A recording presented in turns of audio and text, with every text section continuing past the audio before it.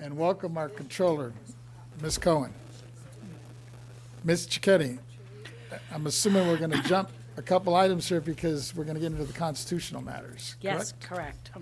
which starts, I believe, on Item 13. 13, right?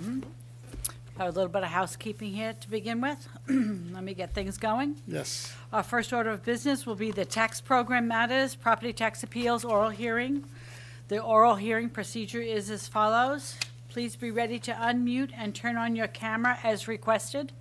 The appeals attorney, Ms. Wilkman, assigned to this case, will introduce the case, stating the issue for the board's consideration within the oral hearing and noting any agreement of the parties, if applicable. After the appeals attorney has completed the introduction, the parties will then be asked to introduce themselves and their affiliates with the taxpayer or the state assessed property division for our record. This item is item number 13, tax program matters, property tax appeals, oral hearing, petition for reassessment of the 2023 unitary value. Southern California Edison Company, 0148 SAU 23, 010. Contribution disclosure forms are required pursuant to Government Code Section 1526. Board proceedings has received contribution disclosure forms for this afternoon's hearing from the parties, agents, and participants. No disqualifying contributions were disclosed. All parties, agents, and participants were listed on the memorandum provided to the board member's office. As this case is an adjudicatory matter, the board's hearing of this case is subject to the provision of ex parte communications and any violations of this being disclosed for the record. This is a constitutional function. After hearing the arguments of the agency and the representatives and considering the evidence, the board may vote to adopt the staff recommendation, reject the staff recommendation, or make its own determination to resolve the issues under consideration. The petitioner and the respondent, the department, will each have 60 minutes to make their initial presentation. Then the petitioner will have 15 minutes on rebuttal, followed by any questions of the members. This matter will be introduced by the appeals attorney, Ms. Wilkman, who will provide a brief introduction of the case. Thank you. Good afternoon, Chairman Vasquez and honorable members of the board. My name is Sarah Wilkman, the appeals attorney for the State Board of Equalization on this case. In the case before you, the petitioner is Southern California Edison Company, a public utility operating in Southern, Coastal, and Central California. This year, based on a petitioner request, the appeals attorney is noting for the board's reference that this is the fourth year in succession that Southern California Edison is appealing their unitary value, and that the three prior board-determined values are currently under review by the California Superior Court. At issue here for the board's consideration today is Southern California Edison's 2023 unitary value, which will be decided by the board today de novo, or in other words, based solely on the 2023's petition record. The 2023 board-adopted unitary value, as well as the appeals attorney's recommendation of value in this case, is $36,207,700,000. Petitioner is requesting a 2023 unitary value of $29,033,300,000, while respondent, or SAPD, is requesting that the board affirm the 2023 unitary value. Based on the values asserted in this petition, this appeal is subject to Revenue and Taxation Code Section 40. After the board decides on this petition today, the appeals attorney will prepare a decision in early 2024 to memorialize the board's action and for transparency to the public. In addition to the general concerns and assertions detailed in the hearing summary, petitioner has raised 5 primary issues with its 2023 board-adopted unitary value, which was based on the January 1st, 2023 lien date. As such, the parties will present their cases, including the 5 primary issues within this petition. First, whether petitioner has shown that respondent has failed to reconcile the historical cost less depreciation, or HCLD, value indicator and the capitalized earning ability, or CEA, indicator of value.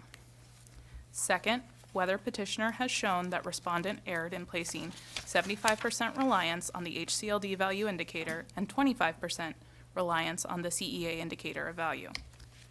Third, whether petitioner has shown that respondent must adjust the board-adopted value for petitioner's liabilities related to the 2017 and 2018 wildfires and mudslides.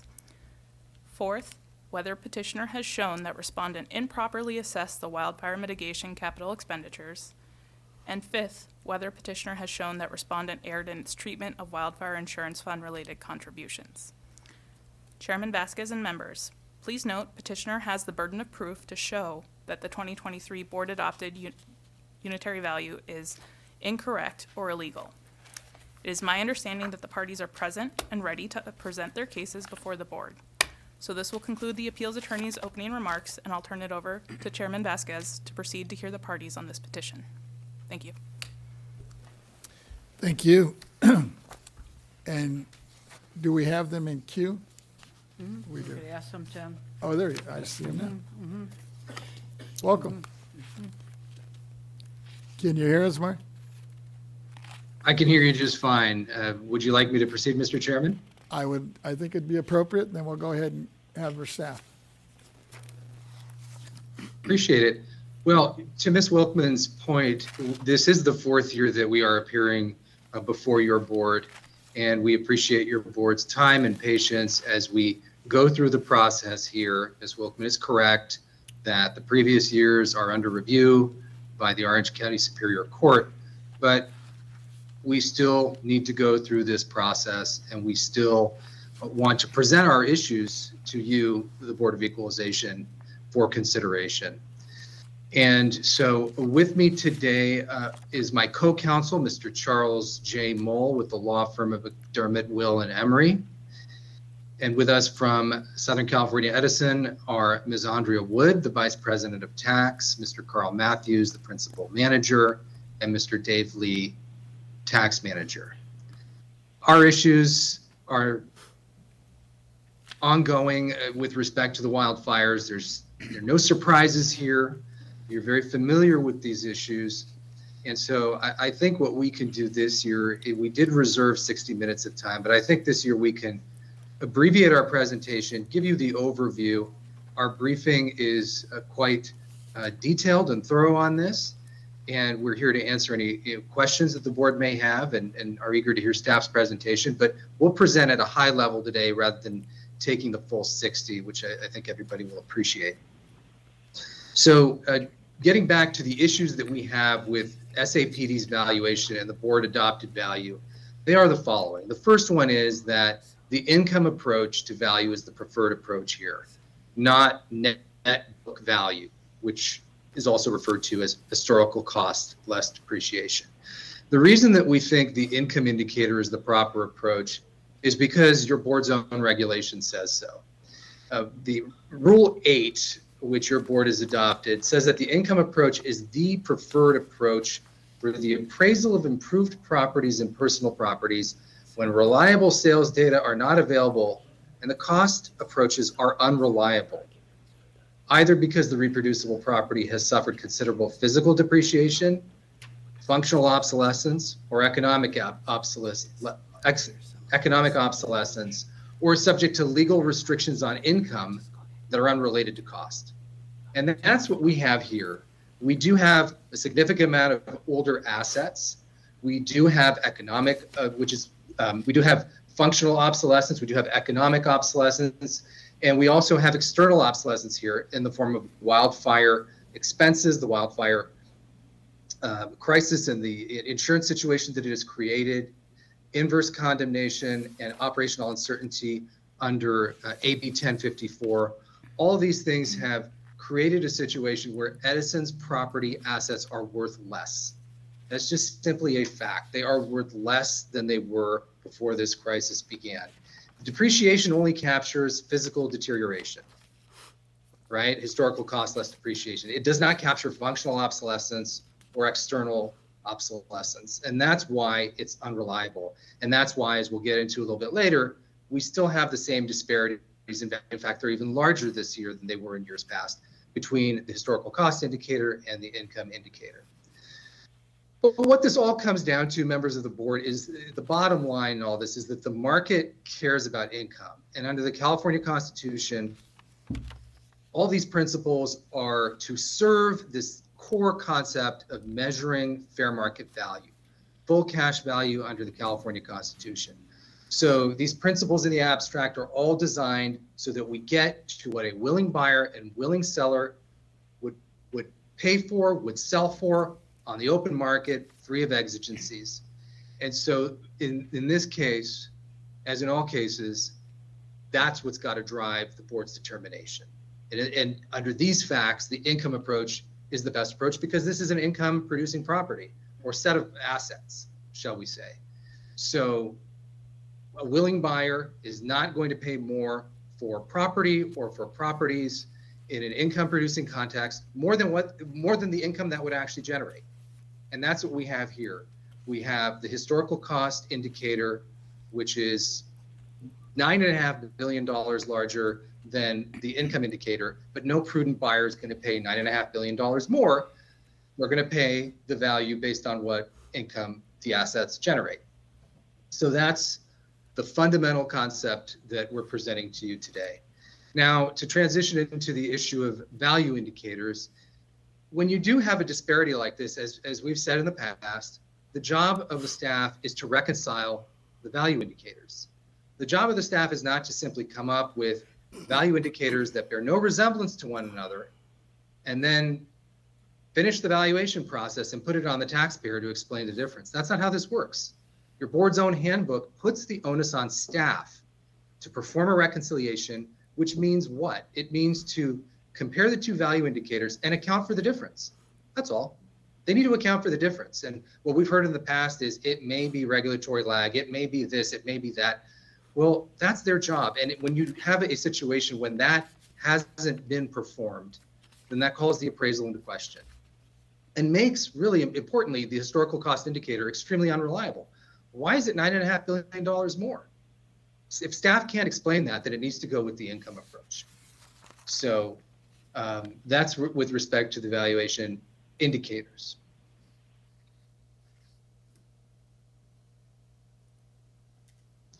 With respect to the capital expenditures, that's another issue that Ms. Wilkman mentioned, and we are bringing this to the board's attention this year as well.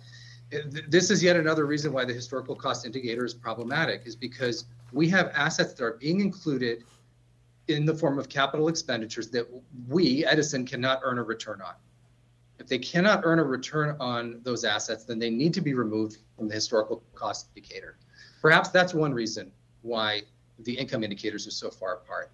Because after all, if you look at the relevant guidance, if you look at the WASADA manual, the historical cost indicator is there to measure the earning power of the utility. And if there are assets there that you can't earn on, they need to be taken out, simple and plain. We had discussion last year about return of versus return on. And all I can tell you is that no prudent investor would pay for assets that do not generate income. That's it. And it's not about whether we're exempting the assets or not. It's are we supposed to include these in a value indicator that is designed to measure the earning power of the utility? Of course not. We don't include it on the income side, right? Because it doesn't generate any income. And when you have assets that don't generate a return, then they need to similarly be excluded from the historical cost indicator. So that's just a very sort of basic point. And we believe that these adjustments that have not been made by staff, they're necessary. And if you don't, then you're basically including obsolescence in the historical cost indicator. In terms of the wildfire insurance fund, again, another familiar issue to your board. We are back here talking about the same initial contribution and why have we not been allowed to account for this initial contribution, despite the fact that this is a form of prepaid insurance, despite the fact that your board's own handbook says prepaid insurance should be annualized and spread out over a number of years so that you don't have distortive effects in value from one year to the other. Staff seems to agree, or doesn't seem to dispute at least, that these are insurance payments. But I think their quarrel has been in years past, and curious to see if that's changed at all, but their quarrel in years past has been, well, not this type of insurance payment. With this type of insurance payment, we don't know that that's going to recur again.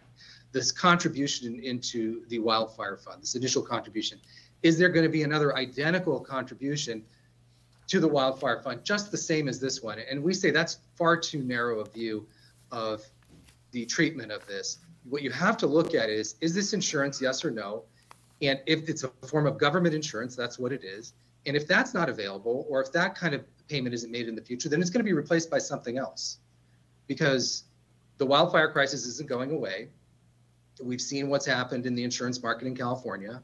These major insurance carriers are pulling out because it's no longer profitable to do business in California from an insurance perspective. They're in the business of generating profit. And so, you see this happening because there's an expectation that this crisis is going to continue into the foreseeable future. So there you have it, right? If we don't get this form of insurance, if it's not government insurance, it's going to be something else. So insurance is an ongoing expense of a company, especially a company like Edison that has so much at stake and has been hit so hard by the wildfire liabilities and claims liabilities, as we've discussed in the past. So it's one form of insurance versus another. It's an ongoing expense that should be included. In terms of the claims liabilities, we're asking for a reduction for the claims liabilities for the 2017 and 18 Thomas and Woolsey fires. And the staff objects and says that these are past expenses and therefore contrary to Rule 8, which seeks to capture future income stream. And I think that the disconnect here is that although the events took place in 2017 and 18, Edison is still paying out these claims going into the future.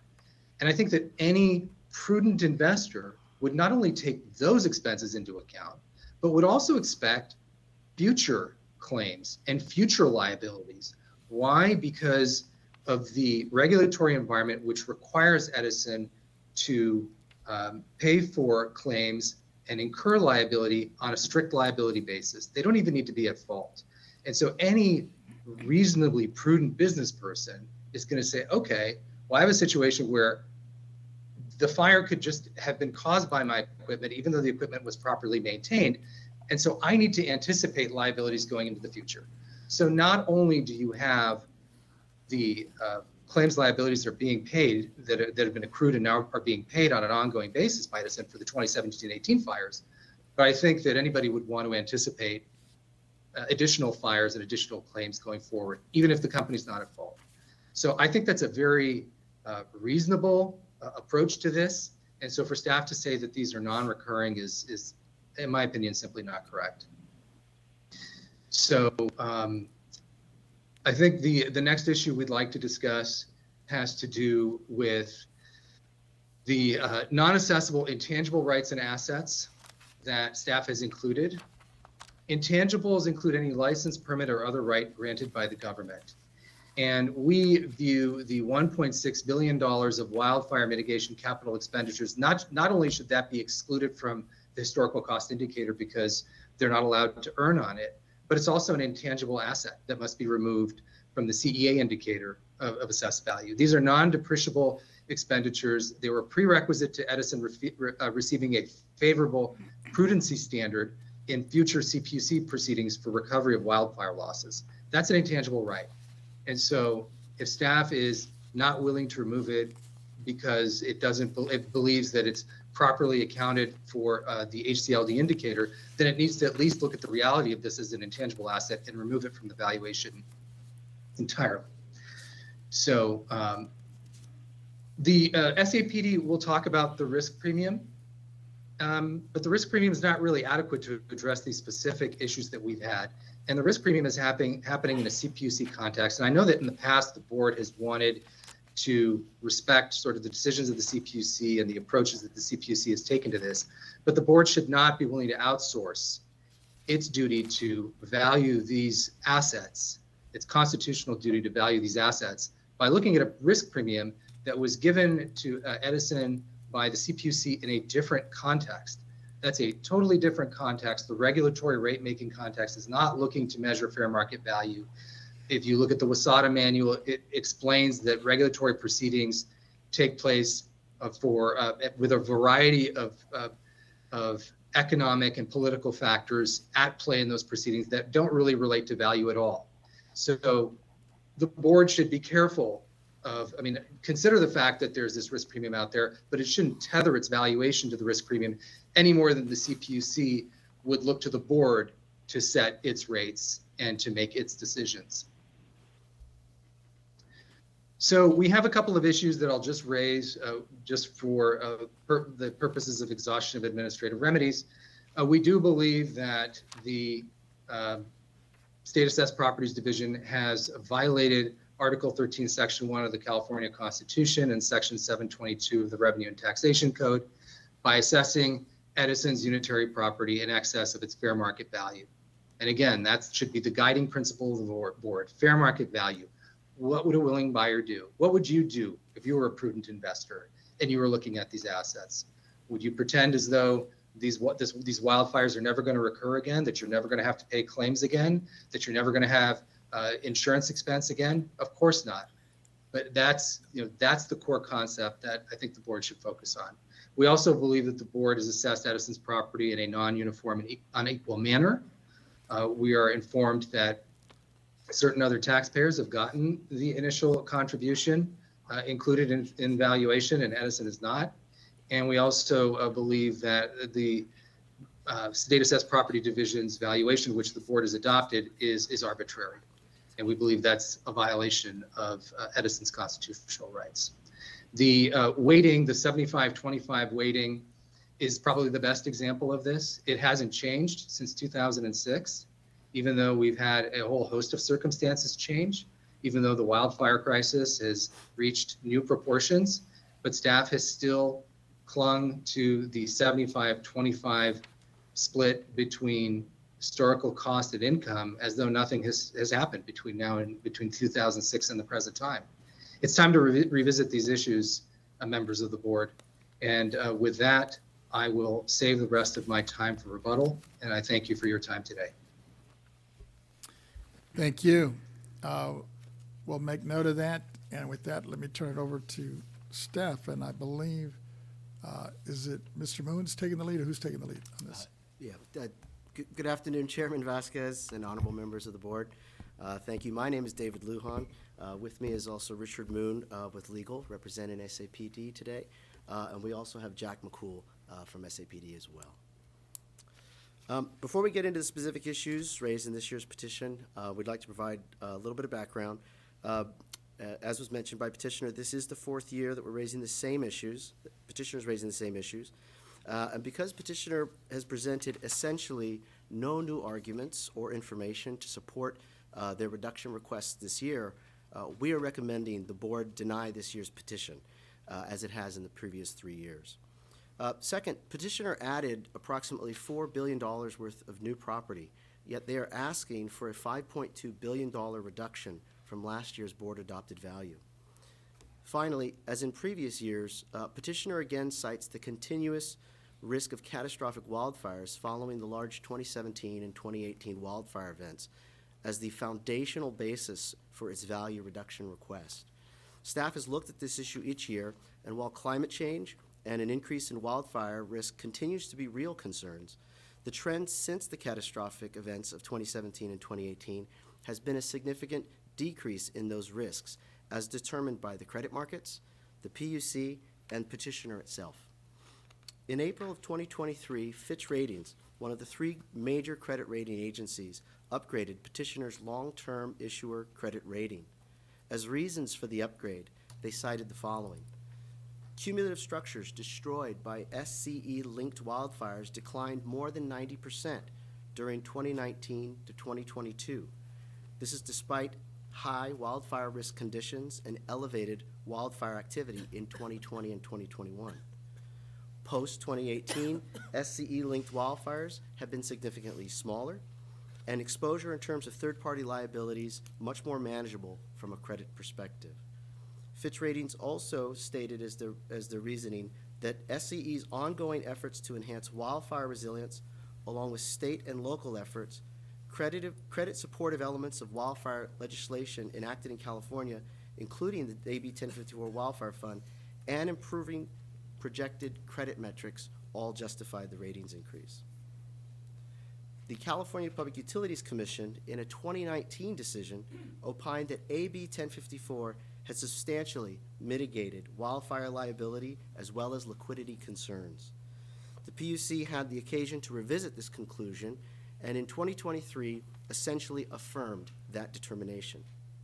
It did, however, in light of all the risks facing petitioners' business, lowered petitioners' return on equity by 0.25%, which implies, of course, that it views petitioners' risks to have decreased since 2019.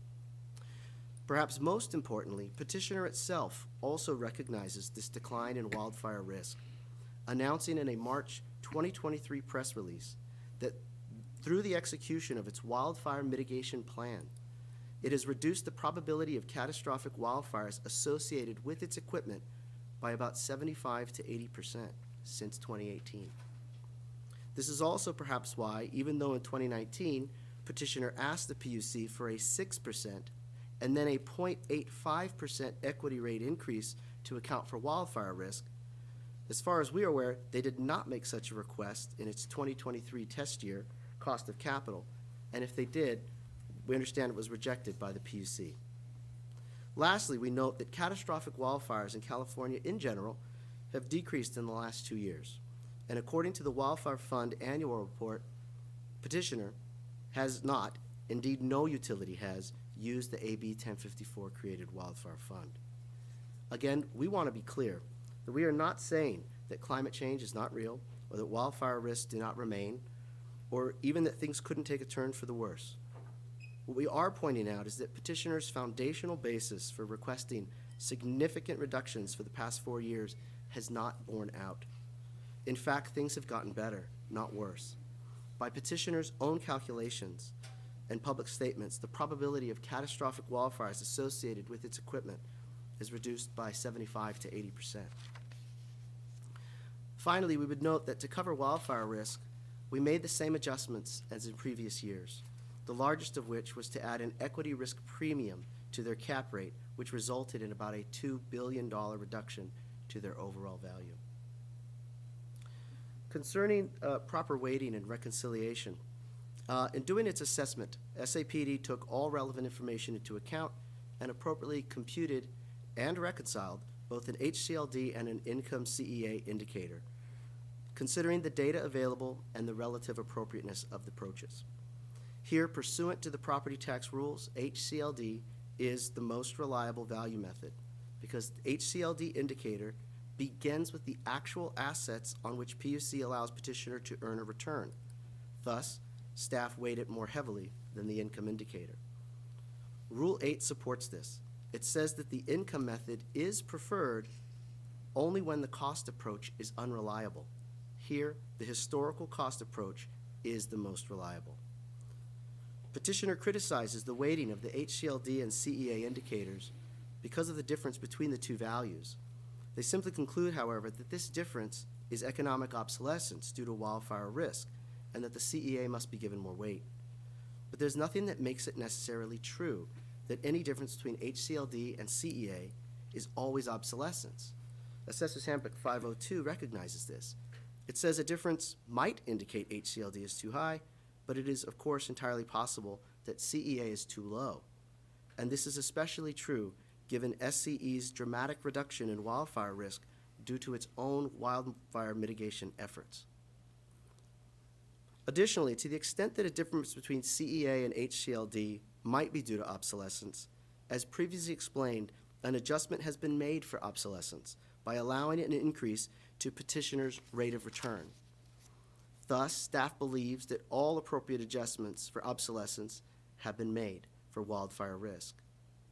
We also note that while petitioners stated that they're not necessarily taking issue with the 0.85% equity risk premium, it is important to bring it up because this is one way by which staff made a large adjustment for wildfire risk rather than as petitioner request by weighting the indicators differently.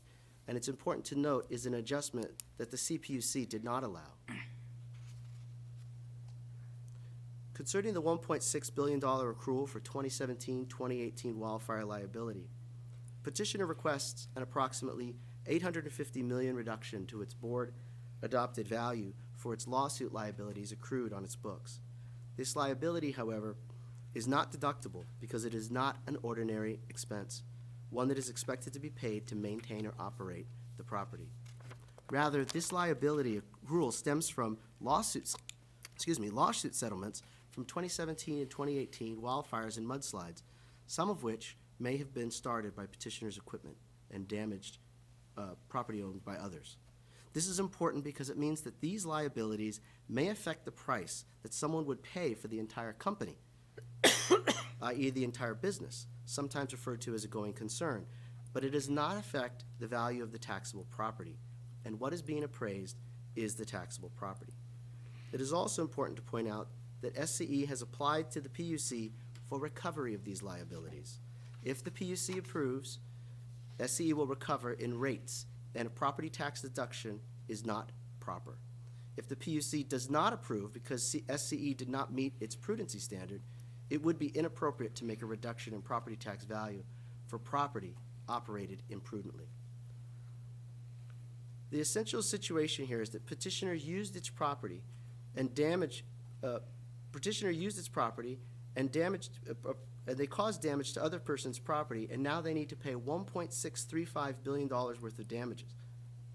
That $1.635 billion is therefore a liability that may reduce the price a prospective purchaser might be willing to pay for the entire business, but it does not affect the price a prospective purchaser would pay for the taxable property, because it does not affect the property's ability to be used to generate income. Petitioner is essentially asking the board to make a $3.6 billion reduction to its taxable property for damage done to someone else's property. Petitioner's own documents admit that any expense related to this liability affects the price of the entire business, not the taxable assets. The EY report on which it relies states it is reasonable to assume that a prospective buyer would consider this expense as part of the going concern of the business operations. It does not matter when they pay out the liability, whether yesterday, today, or in the future. Payment of this lawsuit liability does not affect the CEA model because it is not an ordinary expense, one that is expected to be necessary to maintain or operate the property. Concerning the $1.6 billion of wildfire mitigation capital expenditure, in accordance with AB 1054, petitioner spent about $1.6 billion on wildfire mitigation capital expenditures, for which they are allowed to earn no equity return.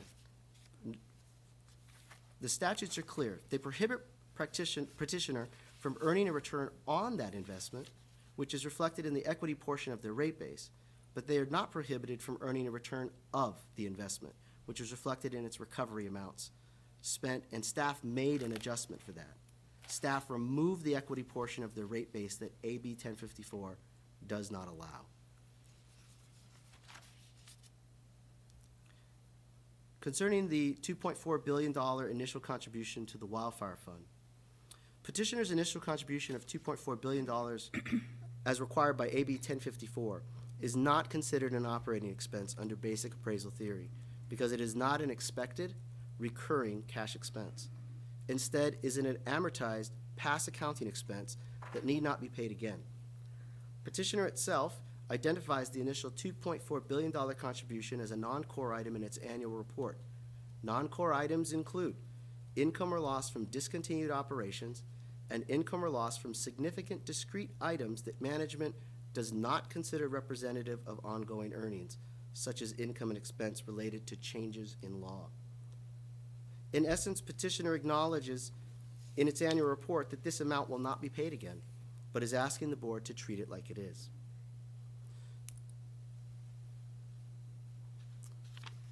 Although petitioner clearly admits this is a non-cash, extraordinary, amortized accounting expense, petitioner points to language in Assessor's Handbook 502 regarding prepaid insurance as supposedly supporting its position that accounting expense can be deducted.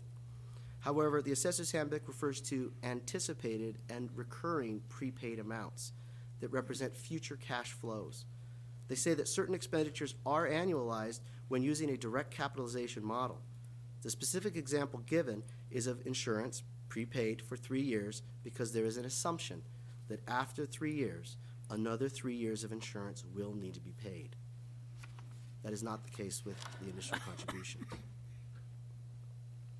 In the alternative, petitioner argues that the $2.4 billion initial contribution to the wildfire fund, as well as its $1.6 billion capital expenditure, creates some type of intangible asset that must be deducted from its valuation. However, petitioner does not provide evidence or legal or appraisal authority to explain why those expenditures create some kind of recognizable intangible asset. But perhaps more importantly, even assuming petitioner is correct that these expenditures create some kind of intangible asset, in order for that intangible asset to be deductible, it would have to be taxed in the first place. SAPD did not include any such intangibles in its valuation. They were not added to the HCLD, and there is no separate contribution of income that should be deducted from the income approach. With respect to petitioners' suggestion that they have been treated inequitably, we would just point out that SAPD's valuation is consistent with fair market value. In conclusion, SAPD has recommended all appropriate adjustments for petitioners' general and specific reductions related to wildfire, consistent with relevant authorities and petitioners' own public statements. Further, SAPD's valuation is supported by reality over the past 4 years. In 2020, petitioner requested general reductions because catastrophic wildfire risks were an existential threat to their business. AB 1054 and their own actions have instead mitigated much of that risk. They also requested specific adjustments for their initial contribution to the wildfire fund and their 2017-2018 lawsuit liabilities on the premise that such contributions and lawsuit liabilities would be recurring. However, no additional initial contributions have been required for the wildfire fund. They have been able to obtain wildfire insurance, for which additional costs were allowed as expenses, and the fund has not yet been used. As far as the lawsuit liabilities, petitioner states in its own 10-K, SCE expects that any losses incurred in connection with post-2018 wildfires will be covered by insurance, recoveries through electric rates or third-party receivables, and expect that any such losses after insurance recoveries will not be material. Notably, petitioner states that this is the case even if they incur material losses in excess of the amounts accrued for each of the post-2018 wildfires. And again, we want to emphasize that we are not saying that risk, even material risk, from wildfires does not remain, or that things couldn't change overnight. What we are saying is that based on the trend of the improving wildfire risk situation as recognized by the PUC, the credit markets, and petitioner itself, we have made all appropriate adjustments. For these reasons, we recommend denying the petition on all issues. Thank you. Thank you for your presentation. And members, I was going to ask if we can hold questions until after we hear the rebuttal from Southern California Edison, and I see Marty Keeshian on the line as well. You're up. Thanks again, Mr. Thank you, sir. I appreciate it. You know, before I get into sort of the main thrust of staff's comments here, addition of assets does not always correlate to increases in value. We had a situation in 2015 where we had a decrease in assets and staff still increased the value of Edison's overall property, and that's because of the regulatory lag concept that you've heard about. They're not always recognizing assets, in sequence, along with the regulatory framework in the rate case. There is a delay in terms of when, the Edison is allowed to earn on those assets. So just as a preliminary point, those two concepts don't always go hand in hand, and it's worked against Edison in the past. But I think what I hear staff saying is, and they kind of hedge a little bit, but what I hear them saying is that wildfire risk has gone down. And I can appreciate the efforts on the part of Edison, and I think we all can, to comply with the government requirements and restrictions that make it necessary for them to improve the situation, install covered conduit, do all the things that'll mitigate the risk. But I got to tell you, I think staff is living in an alternate universe, I must say. If all you need to do is look at what is happening with the insurance market in California, that's all you need to do. There has been a temporary dip in wildfires. This is all a matter of public record. It is true. You go to CAL FIRE and you can see that this fluctuates, and we seem to be in a bit of a down cycle right now, right at this moment. But if the risk were as significantly decreased as staff seems to think, then why have we seen the departures of AIG, Chubb, Allstate, State Farm, Farmers is substantially limiting new policies, USAA is substantially limiting new policies. The 7 of the top 12 home insurers in the state have either paused or placed harsh restrictions on policyholders, and in some cases have raised premiums substantially. And this is a recent, if you want to look it up, go to ABC News, to their recent article that was posted on their website, November 16, 2023. If everything were as hunky-dory as staff seems to think, then why are we having this exodus of insurance carriers from the state of California? They're in the business of making money, and they've made a decision, at least at this moment, that it is not profitable to remain in the state of California because of the wildfire risk. Simple and plain. I think that's pretty irrefutable. And if you want to go to the science, you can look this up. It's a matter of public record. There have been studies done. One was documented by the LA Times in September of 2023, that climate change has ratcheted up the risk of explosive wildfire growth in California by 25% and will continue to drive extreme fire behavior for decades to come, even if planet warming emissions are reduced. This is the LA Times, and this is relatively recent.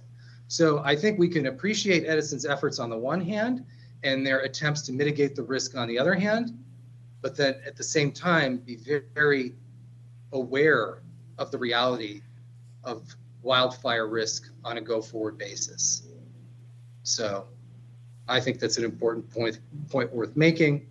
What you didn't hear from staff, in fact, before I go on to the next point, I would like to also ask Ms. Andrea Wood if she has some information she'd like to share with the board regarding cost of insurance. Ms. Wood, are you there? Yes, thank you. I'm here. I would just like to point out, I was taking some notes while the staff was presenting their positions. Right after the 2017-2018 catastrophic wildfires that we've accrued over $9 billion. Mr. Chair, Ms. Woods, forgive me, this is Malia Cohen, State Controller. Mr. DeCassian, you introduced Ms. Woods, but I don't know who she is. How is she relevant to this conversation? Oh, I introduced her. My apologies, Madam Controller. I introduced her as the beginning as the Vice President of Tax for Southern California Edison. Oh, okay. Thank you very much. Ms. Woods, you can continue. Thank you. Okay, thank you. So after the catastrophic wildfires, which have, caused an accrual of almost $9 billion, over $6 billion, I think, has been paid out to date. So that's payments of cash going out the door for a 5-year period, which all has to be financed, right? It's cash that's leaving the company, and so create costs associated with generating that kind of cash. But just speaking to the cost of the insurance, as part of being able to participate in AB 1054, the state wildfire insurance fund, we have to have coverage that would be subject to claims first before you can rely on the AB 1054 fund of $1 billion. And the cost of $1 billion policy in 2019, right after the catastrophic fires, was about $300 million a year. So you think about it, $300 million for 1 year's coverage, and the coverage you get is $1 billion. That'd be like having $1 million home and you have a $300,000 insurance policy cost every year. So it's pretty significant. And to go to the staff's point about how the risks are decreasing, is really incorrect, because the cost of that same $1 billion coverage today is over $450 million. So the insurance companies certainly think that the risk is still there. In fact, they think it may be higher. and that insurance coverage is harder to get. So we're actually having to look into alternatives because we can't find carriers to write the policies, of having to like investigate the possibility of maybe some self-insurance too to throw in that mix. So that was one point that I wanted to make. And also, as far as the claims go, I heard the state say that they didn't think the claims were associated with the property. And really, again, the payment of the claims, that's cash going out the door. That's directly linked to the property, because it's the property that causes the risk, right? It's our poles and wires and transformers and substations that, that's what sparks the fires. Whether it's, not, our position is that it's not due to our negligence, but it's just the way the wind blows, it's very, very dry. There's, we do try to clear all the vegetation off, but there are still times when, the fires just start. And with California's position on inverse condemnation, we're held liable for it, and we have to pay those claims. So to say that the claims are not related to the property, I think is also incorrect. Marty, was there anything else you wanted me to add? No, thank you, Andrea. And to Ms. Wood's point, we're not talking about assets in an unregulated environment. We are talking about assets in a regulated environment. And so the notion that the Public Utilities Commission is going to allow anybody to waltz in there and purchase Edison's assets without also taking on the liabilities is just detached from reality. This is not, I think a couple of years ago, Mr. Moon gave an example about somebody driving in a car and they get in a car wreck and, well, the property's separate from the liability. Yeah, in that case, that's true, but not in this regulatory environment. So that's something that staff has not taken into account. The other thing I would say is no reconciliation. I didn't hear anything from staff about reconciliation. Perhaps, you can ask them that question, members of the board, make them show it to you. Where did they do it? It's their responsibility to do it, and they didn't do it. How is it their responsibility? It says so in the assessor's handbook. And they simply computed these value indicators, recognized the $9.5 billion difference, and then just stopped and said, well, maybe it could be regulatory lag. Maybe it could be something else. And now they come before the board and cannot explain the $9.5 billion value discrepancy in their own appraisal. That's not up to us to prove. That's their appraisal. Your board has put the onus on them in the handbook. Make them show you. Where's the reconciliation? It isn't there. And if it isn't there, that means that the historical cost indicator is suspect. And if it's suspect, it's all the more reason to use the income approach. So aside from that, I think our points are pretty well documented. I don't know if the board has specific questions, but I think we can leave it there for now, pending any additional questions from the board. Thank you for your presentation. Actually, both sides here. This case has actually come before us for several years now, and we consider each case on a de novo basis, which basically means that we review each case independently from the previous cases. And I'm just, I guess I'm asking staff this question, or I guess on this end, has the petitioner provided any new information that haven't heard in the previous years here? Richard Moon for the legal department. I'm not aware of any significant new information that they've provided that would make us rethink the adjustments that we've already made. Members, any questions or comments? Member Gaines. I would like to, Mr. Takasian asked the question about reconciliation on the difference in valuation. Is that? Can you turn your something mic on? you I can't hear you. Oh, I can't hear you down here. oh, I'm sorry. Oh, okay. it's better. Thank you.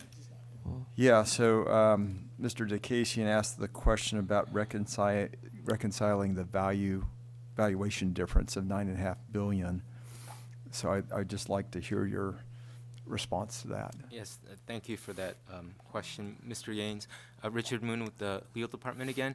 So it's important to remember not just what reconciliation is, but what it isn't. So reconciliation is not, as petitioner seems to suggest, that you take two different value indicators and then just go with the lower one, and then you've made them equal.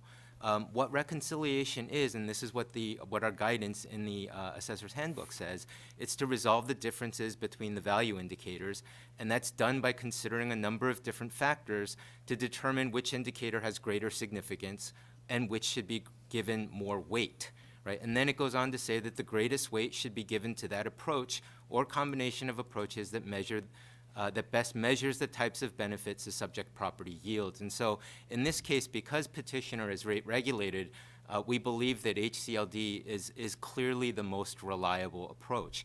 And that's because in rate regulation, the regulator, CPUC in this case, begins with the value of the assets. And they take those value of the assets, and then they determine how much income those assets can earn. So I don't think we would argue with sort of the general premise that that potential purchasers would look to the income. But if there was a potential purchaser wanting to purchase these assets, they would look at CPUC's rate base and the income that could produce over looking at our CEA income indicator, because we're doing it for California property tax purposes, where there's a number of adjustments that PUC wouldn't necessarily make. So their rate base value is much higher than our CEA. And so if there was a potential purchaser, they would be looking at whatever that income would yield based on the cost of those assets, more than looking at our CEA indicator. So we believe the HCLD is the most reliable indicator. There is also an established income stream here, and so we do believe there is a place for our income method, for our CEA value, and that's why we give that a 25% weight. Okay, all right. If I could also follow up in reference to this credit rating upgrade of, I think you indicated, how many basis points was that, what was the upgrading to? I believe the upgrading was from, correct me if I'm wrong, David, BBB to BBB plus. Okay. Or it may have been BBB minus to BBB. Yes, minus to BBB. Okay. So I'm still trying to understand how you juxtapose that to the insurance market, because I don't see the insurance market improving in California. I don't So- see the wildfire exposure improving. Many of the comments that were made are accurate in my mind, that the market is still largely shut down in the state of California.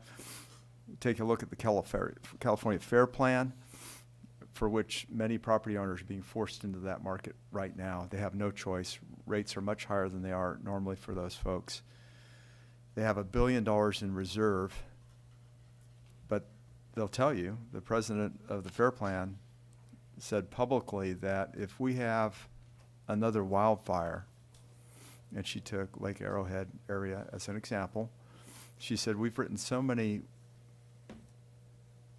property policies, and the wildfire exposure is so great that the potential loss in that area could be a $7 billion loss, which would basically bankrupt the Fair Plan, for which the rest of the insurance industry would have to kick in money to sustain it, to keep it afloat. So I just don't buy the argument that risk is decreasing when in fact the insurance market is not reflecting that Sure. So in reality. Yeah, so the first thing I would say is it's not just us that's saying that the risk is decreasing. And petitioner itself says that in their 10Ks, notwithstanding what they're saying today. They've said it in press releases that the risk of catastrophic wildfires caused by their equipment went down 75 to 80%. So it's But that's based on that's a nuance in my opinion, because it's based on some of the changes that they're making, right? Absolutely, So yes. they're hardening, they're Yes. undergrounding a lot of cable. Those are all good things, and they're all helpful, I think, in the long run. But I've also been told that they're so incremental that it's going to take decades to actually harden the system. Mhm. So that is laid out in an environment where we have huge wildfire exposure that still exists and an insurance market that's in turmoil. Right. So I don't understand why you're indicating that risk is decreasing when I think in the overall market it's not. So again, we're not saying that there's no risk, and we're not contesting that insurance costs have gone up. What we're saying is that based on what we've seen and the number of wildfires, it appears that an AB 1054-like legislative package or system is not in the foreseeable future. And so the insurance costs that SCE incurred in addition, I think they said they went up about $150 million since 2018 or 2019. All of those insurance costs that they're, the additional insurance costs that they're incurring, those are allowed as expenses. I mean, so they have been able to find insurance, and the increased costs for that insurance has been allowed. We're only talking about this AB 1054 one-time legislative piece of it. Okay, all right, but wouldn't that decrease the value of the company just in terms of it being, I mean, if you were taking a look at buying a utility in the state of California with huge wildfire exposure, wouldn't that be reflected in the purchase price or the stock valuation of the company in terms of what its value is versus what it's been historically? And doesn't that show a decline in value? Yeah, I would think that it would, but again, the difference here is that we are not valuing the entire company. In other words, we're not getting to a firm value and getting to a stock price. What we're doing is taxing the tangible property, so the taxable property is what we're trying to value here. Okay. And we believe that HCLD is the best indicator of the value of that tangible property, not of their entire business. So I think in all likelihood, you're correct that these kinds of wildfires and damage would decrease the total overall value of the business, but that's not what we're looking at. And I think I would also add, I heard the petitioner mention that if they were to sell these assets or sell some of this property, they could not sell them apart from the liabilities. And again, that may be true, but that does not change the value of the asset. So in other words, if I'm going to buy $1 million piece of property from you, and I'm about to pay you $1 million, but you say, oh, whoops, there's a $300,000 liability on this. Well, the amount that I'm going to pay you, of course, is less. I'm not going to pay you $1 million. I'm going to pay you $700,000 now, but I still have to pay the $300,000 liability. So I'm still paying $1 million for the asset. It didn't change the value of the asset. It only changes what you get out of what I pay. Okay. All right, thank you. I would like to hear a rebuttal if I could. Sure. Yeah, go ahead. on the last, yeah, thank you. Thank you, members. On the last point, that would be obsolescence. If we are required to pay a $300,000 liability, in Mr. Moon's example, to in conjunction with the purchase of a $1 million asset, that's obsolescence. Absolutely obsolescence. That's our entire point. So I'm glad at least we have some agreement that these assets can't be sold separate from the liabilities. They encumber the assets. That's exactly what it is. Anyway, I think what we're hearing now is staff backtracking a little bit. The reality is that despite the laudable measures that Edison is taking to mitigate wildfire risk, this is still a massive, massive risk going forward. Again, staff is talking about, I don't know what, we're talking about the economic reality of the situation. Would a prudent investor, in light of seeing the entire insurance market, or not the entire insurance market, it's an overstatement, but a massive chunk of the fire insurance market in California leaving the state, would a prudent investor close his or her eyes to that and simply say, oh, I'm going to look at historical costs? No, of course not. Nobody in their right mind would do that. The historical cost indicator, yes, I agree. It is something that staff should consider.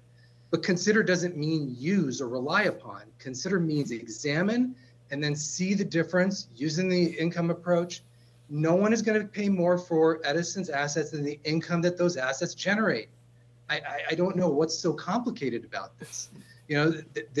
notion that we're just going to sort of robotically, any willing buyer is going to just robotically cling to the historical cost indicator when you have such a disparity is nonsensical. That would never happen. And everybody knows that would never happen. So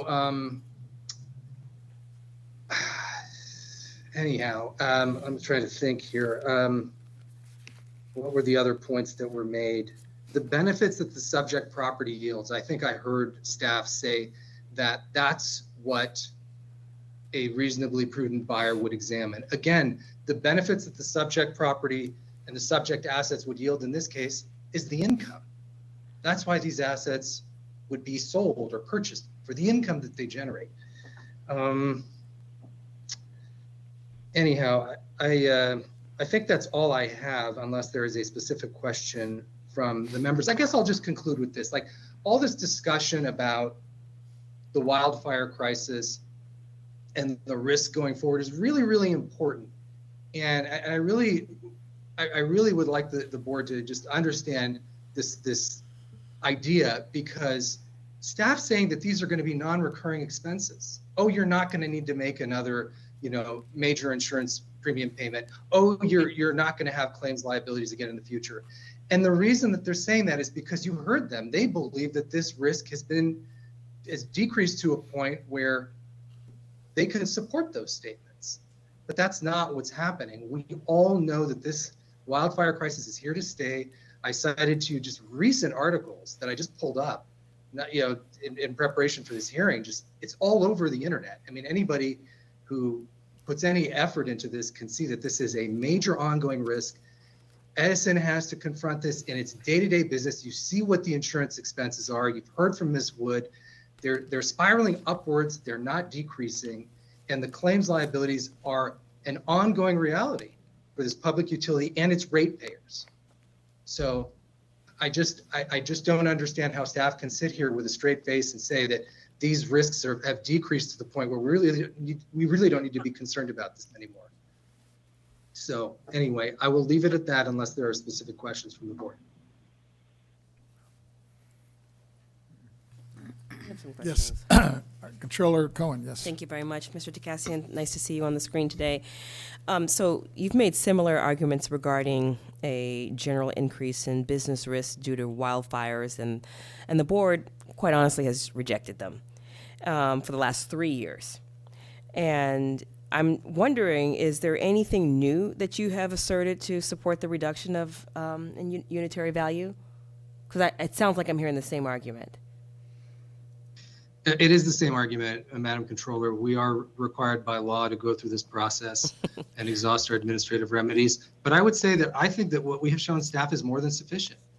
And I understand that the board has rejected these arguments. It's a de novo hearing. We ask that you reconsider. And then I understand that Edison also has ongoing litigation. I don't know if you're privy to this or if you're working on this, but there's legislation going on, or litigation going on at the Orange County Superior Court, which might be a better forum to address this matter. I understand what you're statutorily required to go through this process with us, but we seem to be at an impasse. 3 years in a row. Mr. Gaines, my team and I went back and reviewed your words on similar to what you're saying today. It's an interesting place that we're in. I think my words last year was quagmire, and I still use that to describe where we are. So let me see. Edison filed in May of 2022. When will you have a resolution? Ms. Woods, I'm looking at you to answer that question. Can you repeat the question, Madam Controller? Sure. Edison has ongoing litigation in Orange County Superior Court, which was filed in May of 2022. I wanted to know, is that still being heard, or has the file not been called yet? Like, what's the status? No. Yeah, I can answer that question. Yeah, the proceedings are still pending in the Superior Court, and we have added years as we have gone along. So the first year was 2020, then 2021 has been folded in, 2022, and so forth. So it's still pending. Madam Controller, if I can just caution the board, we are parties to that litigation, and that litigation's actually even though it's related, obviously, it is separate from the matter here at hand. So I just caution the board to get too involved in that because it is active litigation. Thank you. I'm not getting involved. I'm just asking what the deal is, where things were. Just an update. And I got my answer. Thank you. Okay, thank you. Mr. DeCassian, you mentioned a little something earlier, and I want to make sure I heard you correctly. My question is, the HLCD is widely regarded as one of the most reliable indicators of value for closely regulated utilities. And again, this is based on verified evidence or any relevant legal and appraisal principles. In view of this, how do you believe that the respondents should not have used the HLCD valuation?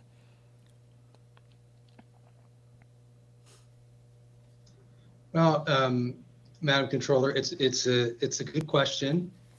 I will see if I can find the excerpt from the board's own assessor handbook that talks about why, in a situation such as this one, the historical cost indicator might not be reliable. So this is I'm quoting Assessor's Handbook 502, page 146, which states, and I quote, "Even where Rule 3D provides that the appraiser shall consider HCLD as an appropriate indicator of value for rate-based regulated companies, the appraiser should also consider other indicators. For instance, an income indicator, which is much lower than HCLD, may indicate that obsolescence exists in the property to such an extent that the owner may not earn the rate of return allowed by the regulatory agency."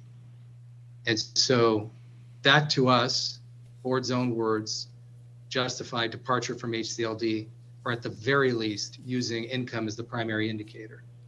Then you have Rule 8, which is your board's own regulation, which I've mentioned before, which states that the income approach is the preferred approach when, for the appraisal of improved real properties and personal properties, when reliable sales data are not available and the cost approaches are unreliable because the reproducible property has suffered considerable physical depreciation, functional obsolescence, or economic obsolescence, or is subject to legal restrictions on income that are unrelated to cost, such as what we have here. So that's the board's own regulation. It has the force and effect of law. We're guided by that. We are guided by the board's own handbook. And I think Ms. Wood has something to add here as well, if that's okay with you, Madam Controller, to shed further light on your question. Sure, and after we hear from Ms. Wood, we'll hear from staff, their thoughts. Okay, I just, I thought it might be helpful to just kind of go through it, just a really super basic example. So the way rate making works is you do take your rate base, and that is equivalent to HCLD.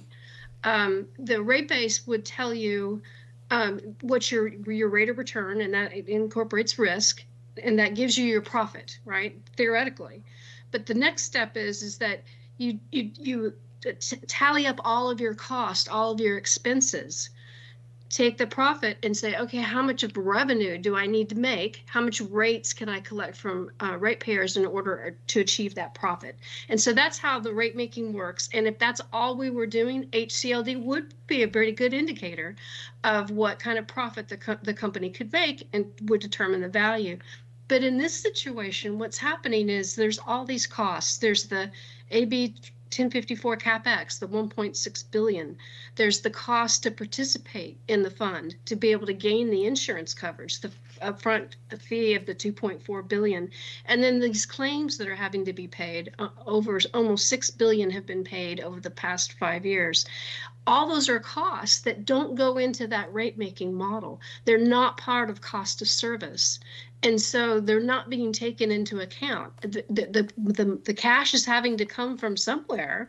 And what it is, it's eating into the profit that we would otherwise earn through an HCLD type model. So that's why you're seeing the CEA so much lower in value than the HCLD. And the HCLD is not a proper indicator of what we can earn because we have all these other expenses that are outside of rate making, not recoverable, that we're incurring and have to finance and have to pay. So I hope that helps. Thank you. One more question for you. If you were to sell this land tomorrow, would you sell it at a discounted rate? A buyer would certainly pay a discounted rate. A buyer would take into account the fact that there could be significant risks in the future about fires and costs, and just the environment of the fact that the utility is in California. They would certainly pay a discount. I understand that just with a buyer, but you as a seller, how would you market this? Well, we wouldn't propose a discount, I don't believe, but I think we might accept one, because it's a reality. Okay, I know it's all hypothetical, and I know lawyers are uncomfortable in the hypothetical world, so I will step out and I will look to my staff now. And I want to hear first. I want to hear from you what your thoughts are around about the HLCD valuation, and if you have any rebuttal to what they were saying. Absolutely. So I would point to the same language, actually, that Mr. Dekazian cited to you, which is that when there's a difference between HCLD and the income indicator, that it may indicate that regulation is lax, and et cetera. So it might, it doesn't have to. And then the second thing I would point to is in Rule 8, it says the income approach is preferred when the cost approaches are unreliable because of the factors that Mr. Dekazian had listed. So it's not just that those factors exist, it's when those factors make the CEA unreliable. And again, in this case, we believe that HCLD is more reliable than the income indicator. I don't think I would argue with anything that Ms. Wood had said, but I don't think it makes a difference to the property tax valuation, because again, many of the things, the specific things that are at issue here, there are specific reasons why they would not be included in the property tax, in our appraisal, in our valuation, notwithstanding the correctness of her description of the revenue requirement that PUC computes. Thank you. And my final question is can you talk to me a little about why you disallowed the wildfire insurance fund deduction? Certainly. So the wildfire, the initial contribution is the only part of that we did not allow. And the reason why we did not allow it is because it is a past expense that they are not going to have to pay again. As far as we know, sitting here, well, not here today, but sitting at January 1, 2023, the best information that we had was that they're not going to have to make another $2.4 billion, or not even, it doesn't have to be $2.4 billion, but another contribution like that again, as far as we know. Okay, understood. Thank you, Mr. Chair. I have no other questions. I do, if I could. Member Gaines, Through I the think, has chair. a Yeah, thank you. question. Because I just wanted to, maybe I could ask the question of each of you, the petitioner and the state, but the argument is really over HCLD versus income approach, and it's really a weighting issue, isn't it? I mean, if we're looking at a 75% historical versus 25% income, my understanding, and I'd like to hear from the petitioner, but it seems out of balance based on your arguments. Is that correct, Mr. Yes. Dekazian?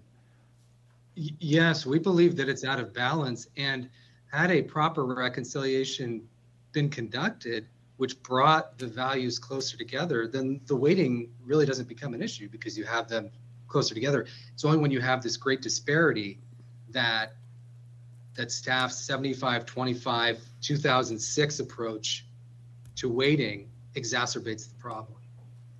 So we agree that is problematic, and that staff can address this by reversing the weighting and making the income the primary indicator. Because again, you know, to hear staff sit there and say they don't disagree with anything that Ms. Wood said, Ms. Wood is dealing in economic reality and with the concept of fair market value. That was what Controller Cohen asked about, fair market value.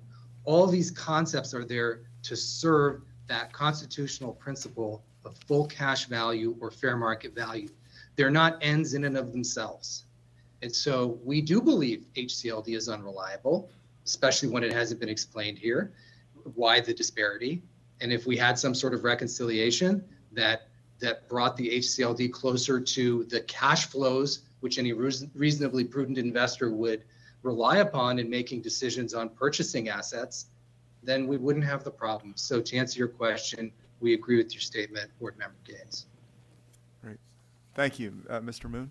Yeah, so I mean, I think I would just say that we chose that 75%, 25% weighting because we believe the HCLD is the most reliable based on the factors that we had enumerated and talked about. And again, we weighted the CEA because we do understand that there is lag, that there are some of the issues that the petitioner has been talking about. And we believe that is appropriate, but we are very comfortable with weighting the HCLD 75%. Okay, great. Thank you. I don't have any further questions. I appreciate it. Okay. Thank you. I think we've pretty much exhausted it, unless staff has any more information they want to share with us. We don't have anything further unless you have questions. Well, with that, members, the item is before us.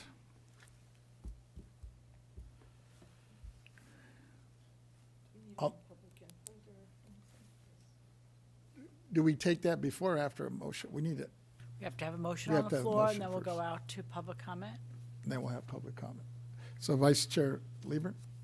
I'd be prepared to, excuse me, I'd be prepared to make a motion to deny Southern California Edison's petition for reassessment of unitary values. I'll second that. And with that, should we go out? Yes. We don't have any written comments on this, I do have we? no written comments on this item, and I have no one in the audience who'd like to make a public comment on this item. So let's go to the AT&T moderator. AT&T moderator, is there anyone on the line who would like to make a public comment regarding this item? Ladies and gentlemen, if you wish to make a public comment on this item, you may press 1, then 0 at this time.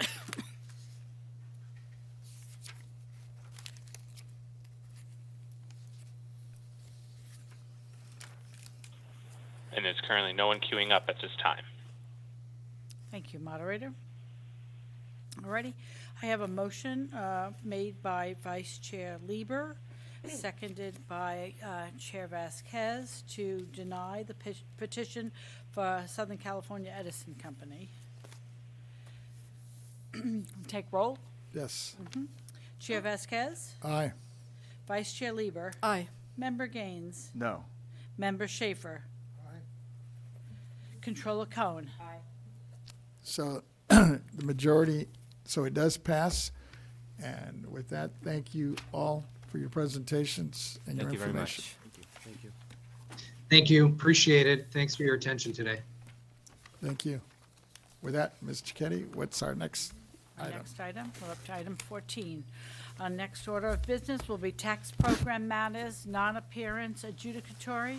Item 14, property tax matters, petition for reassessment of the 2023 unitary value, Liberty Utilities LLC, SAU 23018. Contribution disclosure forms are required pursuant to Government Code Section 15626. Board Proceedings has received contribution disclosure forms for this afternoon's hearings, this afternoon's item, all parties, agents, and participants. The members noted that their records disclose no contributions for these taxpayers, their agents, or participants. Welcome back. I was going to say, this item is a constitutional function, and this matter will be presented by Ms. Wilkman. Thank you, and good afternoon again, Chairman Vasquez and honorable members of the board. As Ms. Cicchetti mentioned, my name is Sarah Wilkman, the appeals attorney for the State Board of Equalization assigned to this case. I have submitted a summary decision for the 2023 petition of Liberty Utilities LLC for your consideration and your review of the written record. In this case, petitioner has waived their appearance and is requesting the board decide this petition based on the confidential written record. The petitioner raised 6 issues in this petition, including the issue that was added at the appeals conference. However, issue 6 is the only issue upon which verifiable evidence was submitted that warranted an adjustment to petitioner's unitary value. So accordingly, based on the written record and as reflected in greater detail within the submitted summary decision, the appeals attorney is recommending that the board partially grant this petition as to issue 6, thereby reducing the petitioner's unitary value by $4.1 million in assessed value, and denying the petition as to all other issues, as the petitioner did not meet its burden of proof. And I ask for the board's adoption of my recommendation in this matter. Thank you for your presentation. Any comments or questions? Seeing none. I'd like to entertain a motion for staff recommendation. Vice Chair Liebert. Thank you. I'd like to move that we partially grant the petition for Liberty Utilities consistent with the State Assessed Properties Division's recommendation as to issue 6 and deny the petition as to all other issues. Second. It's been seconded by Member Gaines. Seeing no other hands. We don't have any written comments on this, do we? Ms. Cicchetti? Yeah, no written comments, and I have no one in the audience who'd like to make a public comment.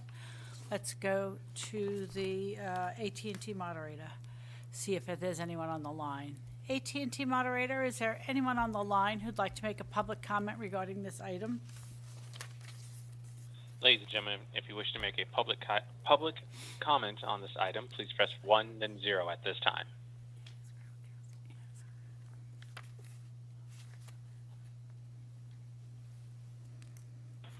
And there's still currently no one queuing up at this time. Okay, thank you, moderator. I have a motion on the table presented by Vice Chair Lieber and seconded by Mr. Gaines. I have a partial grant of the petition as recommended by the staff. So it's to grant the petition as it relates to issue 6 and deny all other issues. Partially grant, if I I'm may, as sorry. to issue 6. Okay, let's go back again.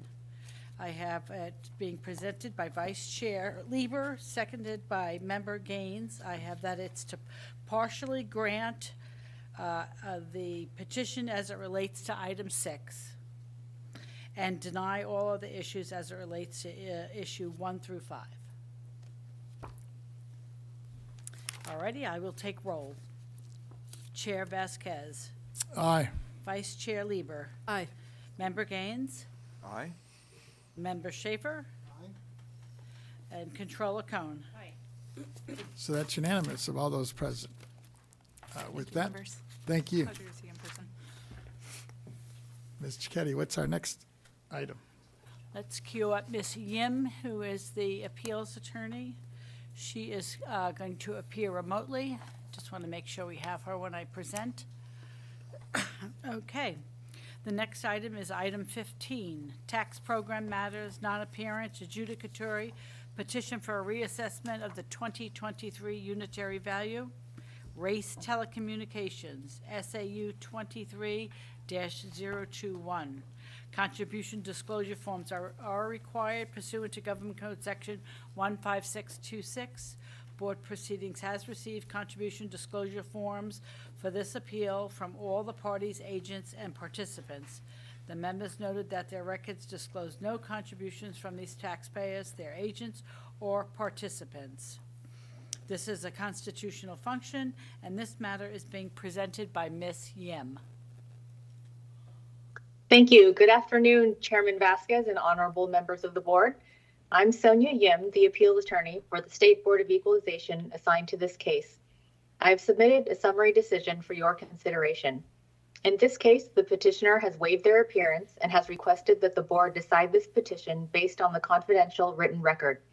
The petition raised 3 primary issues. First, whether construction work in progress was valued appropriately. Second, whether temporary poles should receive an economic obsolescence adjustment. And third, whether the discount rate used to calculate the present value of temporary poles and aerial cables removal cost is appropriate. Based on the written record and as reflected in greater detail within my summary decision, I recommend that the board grant the petition for reassessment in part as to the first and third issues and deny the petition as to all other issues.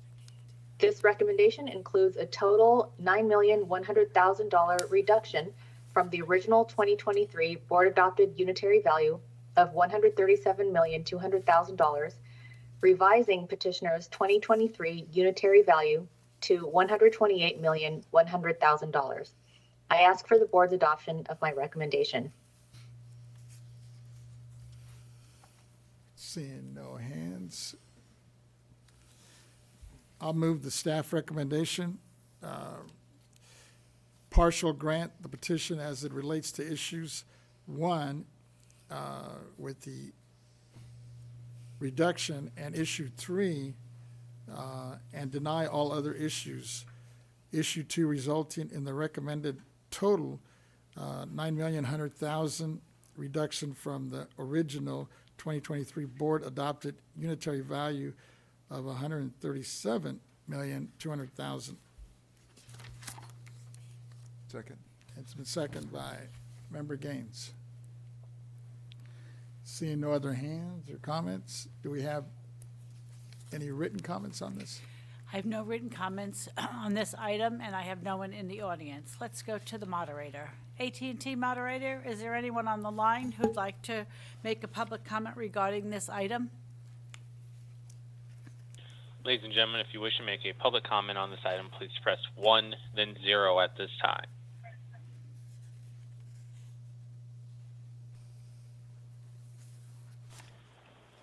And there's currently no one queuing up at this time. Alrighty, thank you, moderator.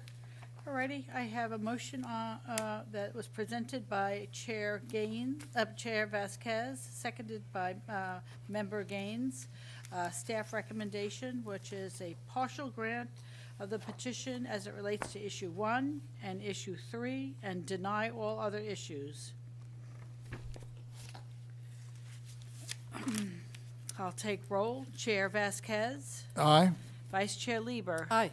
Member Gaines. Aye. Member Schaefer. Aye. Controller Cohen. Aye. So that's unanimous of all those present.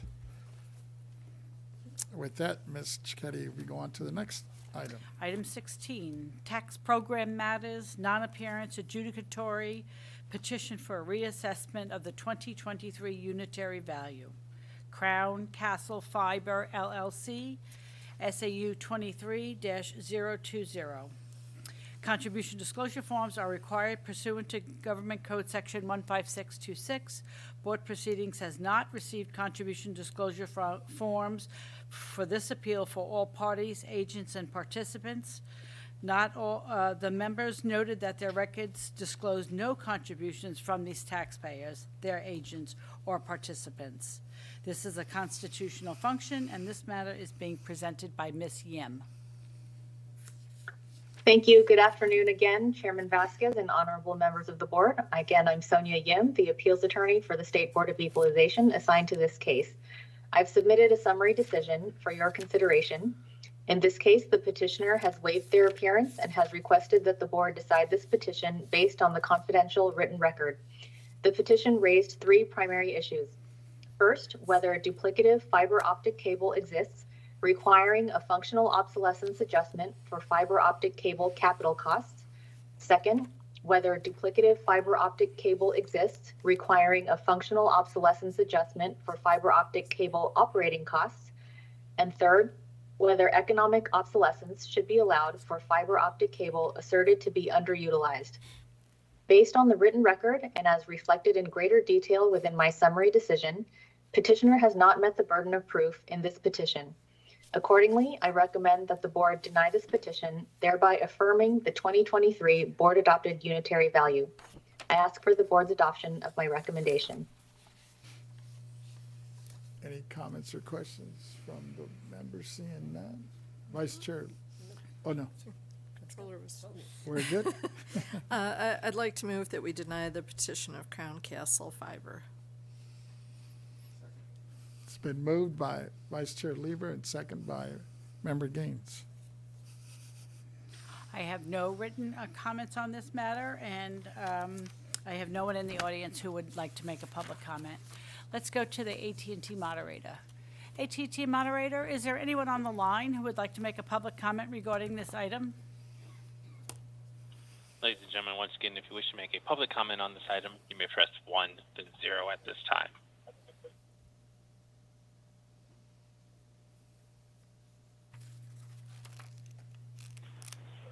And there's currently no one queuing up at this time. Thank you. I have a motion presented by Vice Chair Lieber to deny the petition for a reassessment and affirm the board-adopted value, unitary value. Did I say seconded by Mr. Gaines? I think I did. Yes. I'm going to take roll. Chair Vasquez, Aye. Vice Chair Lieber. Aye. Member Gaines. Aye. Member Schaefer. Aye. Controller Cohen. So that's unanimous of all those present. Thank you. With that, Ms. Cicchetti, what's our next order of business? Our next item on the agenda is item 17.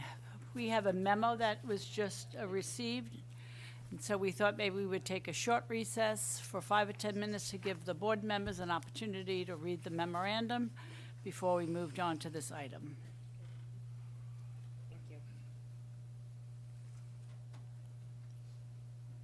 So if you wanted to call a short recess? A short recess, what are we looking at, 5 minutes or what? Yeah. I'm not so sufficient? sure how big the memo is. All right, so we got a 5-minute recess here at 2:36. 36, okay, thank you. Reconvene, I guess, at 2:41. Okay.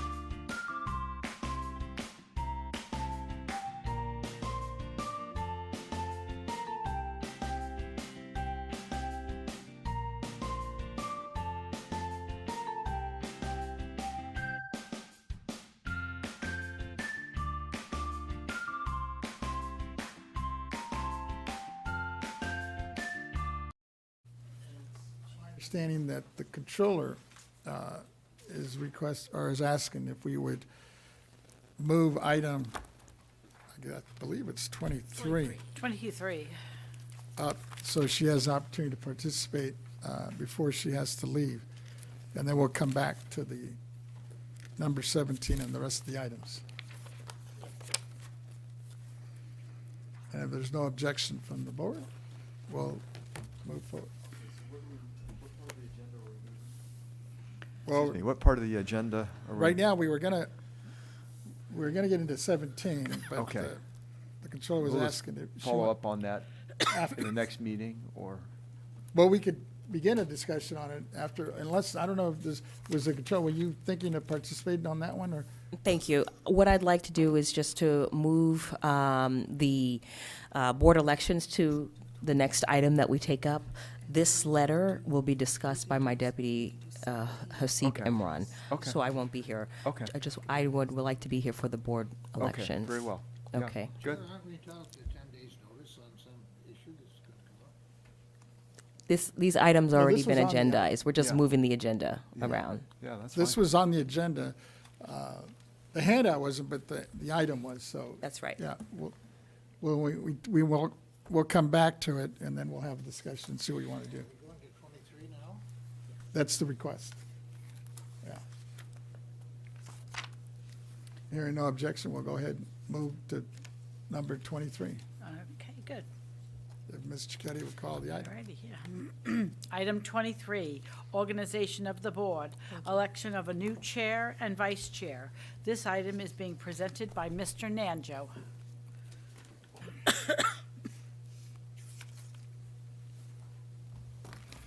Good afternoon, Chairman Vasquez, Vice Chair Lieber, honorable members of the board. As you may recall, this is pursuant to your board-adopted governance policy, which included procedures for the election of the board chair and the vice chair. Consistent with this current governance policy, this agenda item is for the board to elect a chair and vice chair to serve for the January 1st, 2024 to December 31st, 2024 term.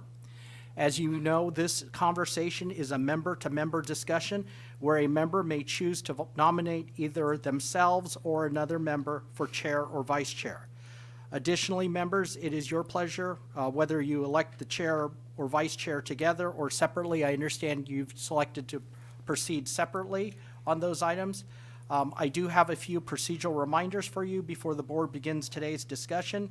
According to your governance policy, there is no limit on serving consecutive terms, and in the event of a tied vote for either or both positions, as the case may be, the 2023 chair or vice chair shall continue to serve for the 2024 term pursuant to the governor's policy. And at this time, I turn it back over to you, Chairman Vasquez, to conduct the item. Thank you. It is now time to nominate and select members to serve in our board leadership positions for the next term. First, we will open nominations for the board chair. This is an open process, meaning any member may nominate themselves or another member for chair. So the floor is open. Member Gaines. Yes, I'd like to nominate Member Lieber as chair, and nothing against you, Chair Vasquez. You've done a wonderful job. I've enjoyed working with you, but it was of my understanding that there would be a rotation when Member Lieber came on, and so I just like to proceed in that fashion and work with everybody on the board.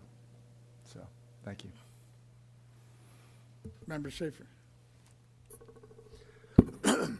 I'd like to nominate Member Gaines to be chair. He was our first chair briefly and performed it outstandingly.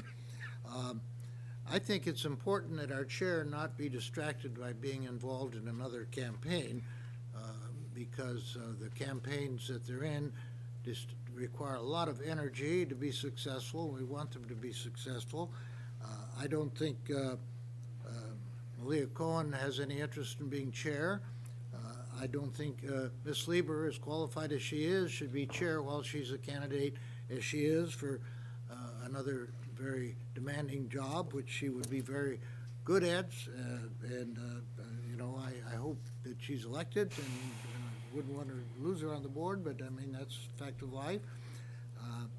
I think our chair today has done a very fine job, but I think we need to have some fresh leadership in the board, and he is involved with the campaign for a state job, which also would conflict with his duties to us being first. He has to dissipate what energy he has on his campaign also. I'm not looking for extra work, and that leaves Ted as really the only person I think that has any business being chair. Thank you. Anybody else?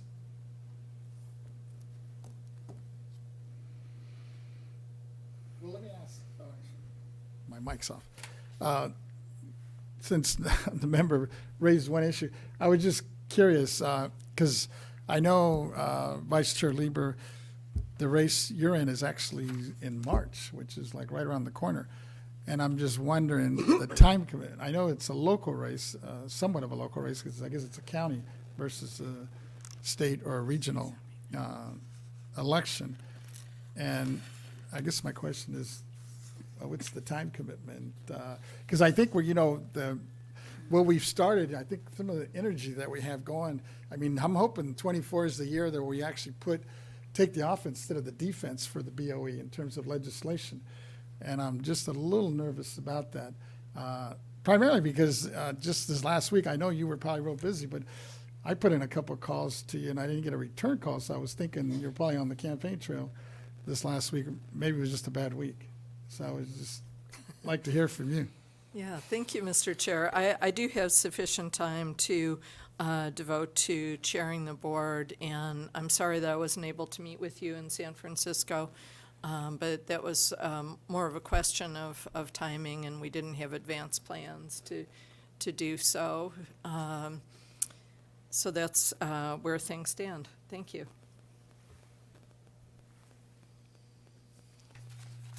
Okay. With that, then I'll, well, you know what?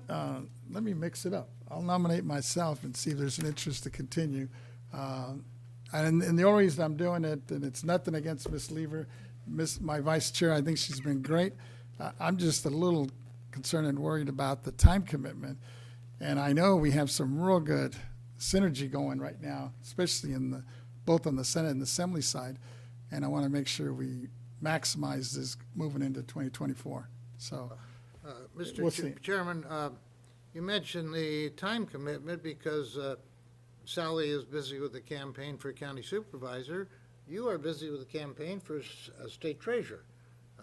So I think you both are disqualified because you have a competing demand that would interfere with you giving all of your energy to being our chair.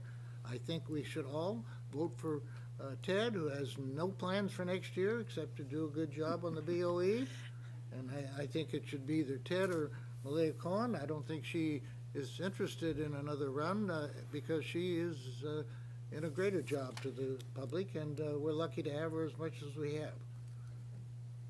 I would agree if this was 26, but my election's not until 26. Mr. Chair, may I? Yeah. Thank you. Controller. Thank you. Just in an attempt to elevate the conversation a little bit, for those that are interested in being chair, I'd like to hear your ideas on how you'd like to guide this body. What projects will you be working on? How will you be helping us accomplish some of the goals? Certainly, I provided a map forward with the memo that I just passed out. What do you plan to do besides chair a meeting? This is a unique position that the Board of Equalization is in at this unique time. So how do you see the Board of Equalization functioning and moving and maneuvering into the future?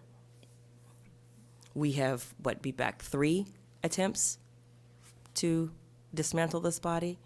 So I want to know where your commitment is, what your vision is, where your goals are, what do you hope to accomplish, and I guess we'll start with you, Ms. Lieber.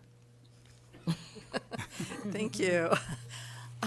My vision for the board moving forward is, number one, to help to stabilize and a little bit more formalize the work of the board and the processes under which we operate, to have a strong relationship with our senior staff going forward, to continue the work groups and to be involved with the legislature in how we conduct the work groups, and also be working in concert with outside organizations in terms of meeting our work group goals.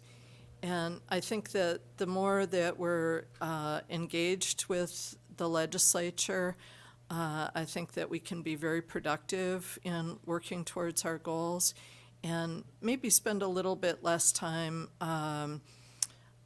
running defense as we've had to in the past several years.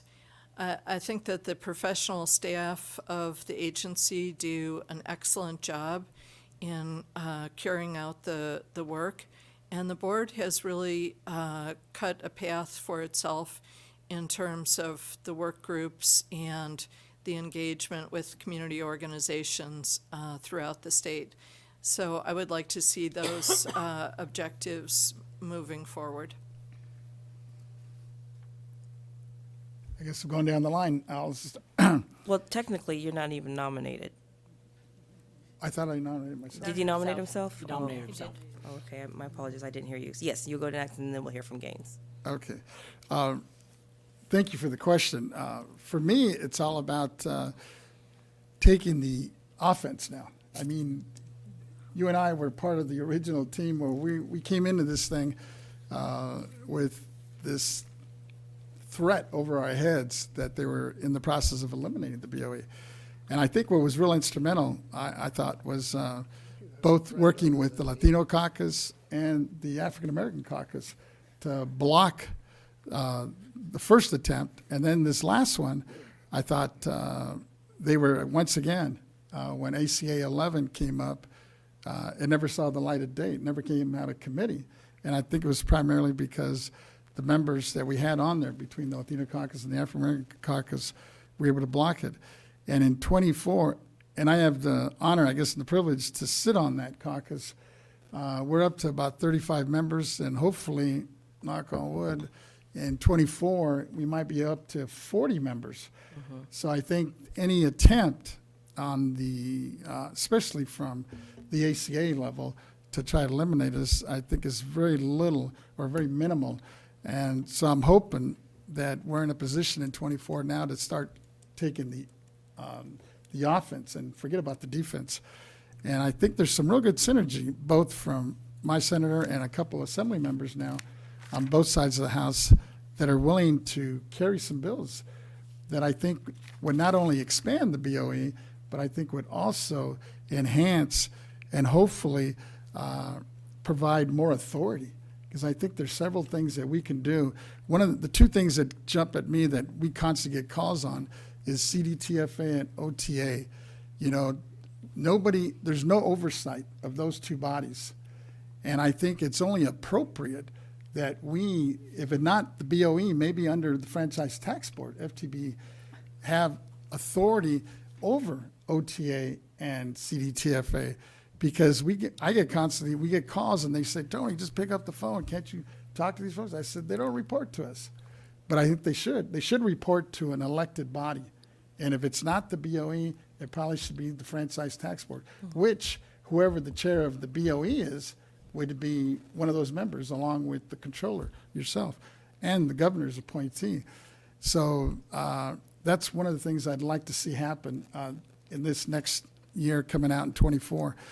And then I guess the last one I would say is you, and looking at this memo, I think we started off on the right foot when we all came together in 2018 and we had our retreat. And I think from that retreat, we were able to establish some very good long-term and short-term goals. Some of them we were able to accomplish, especially the short terms. But I think some of the long-term ones, we made some dents. And I'm hoping now, in the beginning of 24, that we probably should revisit that exercise in terms of looking at what we did accomplish and what we still need to do. and possibly now with Vice Chair Lieber and some of the new ideas that we've been hearing about, incorporate some of those, and there might be other items that we should look at in advancing our authority.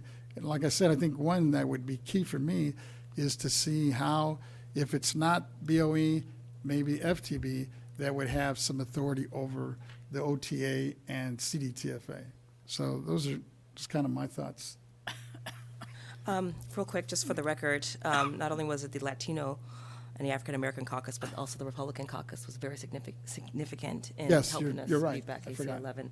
Want to recognize that. So my final question for you, Tony, is what accomplishments are you most proud of? I think that's the key one, that we were able to block it, because now I was just at a reception with some of the members over the weekend, and they're telling me, one, they don't see that threat coming back to try to eliminate us in this next session, especially on the constitutional level. And I think one of the things that we did, I mean, Phil Ting, I think, has been like the spearhead of this thing, and he turns out in 24. And he's actually lost his chairmanship. I think the fact that we have now a new speaker out of the Latino caucus, Robert Rivas, he assured me that he was going to put people, at least chairs, on the different committees that hopefully will be helpful to our taking the offense as opposed to being on the defense in 24. Thank you. Tony, I feel that we have been growing our responsibilities and expanding what we do for a living and going into workshops and this and that, and I don't know that that's really the best thing. I think our constitutional mandate is to see that the assessments are equal and that the assessors are happy and doing a good job. Also, we are a nonpartisan job of tax administration. We're not making laws like they are across the street. I think there's a suggestion that if we had a Republican as with the Democratic legislature, all would go to hell. Well, that's not so. Ted is well respected in the legislature because he gave the best years of his life over there until he came to us. I think There's still good years ahead. I think if we had a Republican as a chair, we'd be looking towards a more effective, more efficient, non-expanding Board of Equalization, which is just what the legislature expects from us. And if we didn't think he was doing a good job, we could replace him in 3 months or 6 months. There's no guarantee of serving a year. We've let all of us have gone for a year that have had the job. I think he has a public image that there's no chance in hell that he'll ever be chair during a Democratic legislature, and I don't think that's fair. I don't think that's right. I don't think that's factual. I think it'd be if we gave a Republican this job of honor and respect, I think he'd be an outstanding performer, and I think that we've already got the Democrats in the legislature on our team because we're a Democratic majority and we're well respected by the majority. Him having a little more importance on it would get a lot more attention from the Republicans, and we could get away with murder if we had both parties giving us whatever we wanted, I'm sorry to be so enthusiastic, but I'm not happy with the way things are going. I think we have to stop expanding. We have to concentrate on the job that is spelled out for us, and I'd be more enthusiastic about the BoE if Ted were heading it. Sorry, thank you.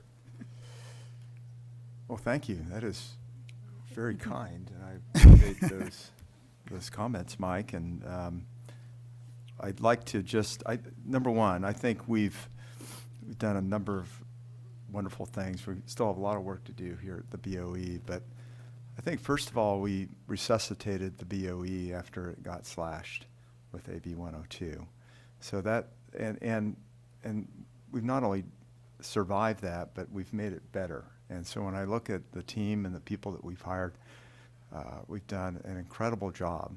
And now we've got to look at the confines of AB 102 and, where are there areas of flexibility where we might be able to do more to help our constituents? Certainly affordable housing has been one of those. We've talked about getting the word out and branding, like what does the BoE do, right? And we've been working with Peter Kim on that effort, and we still have strides to make in that area. But I think the relationship with the legislature has improved. The coalition building that occurred this year, I rarely have seen that work as well as it did. We were able to rebuff 2 attempts in committee hearings where our item didn't come up on the agenda. And so I think that was remarkable, and I think we have to continue to prove ourselves and our value to the legislature and to our constituents. I see the value. I think we all see the value personally as members of the BoE, but we've got to continue to have that line of communication. And I think there's areas where we could work on expanding duties. If you look back on the history of the BoE, they took on a lot of additional duties that were beyond their constitutional duties over time. So I think there's a pathway to do that. I think we have to be cautious and deliberative in terms of how we do that. But as Member Vasquez had mentioned, Chair Vasquez, is that we're having some problems with CDTFA, and yet we don't have any. Do we have a liaison? I know we've talked about it. Okay, but are they satisfying the needs of our constituents or the county assessors? There's real problems there. So I just would like to take this time to tell you that I don't want my name to go forward as chair of this board. I'd like to maybe have that considered in the future, because I do like this aspect of other people serving in that capacity. But I think you do have to kind of win your colleagues over, and you've got to make the case as to why you should be that chair. And so I just want to be consistent here in my nomination of Member Lieber. So thank you. Did he say, if nominated, I will not run? Let's test him out, okay?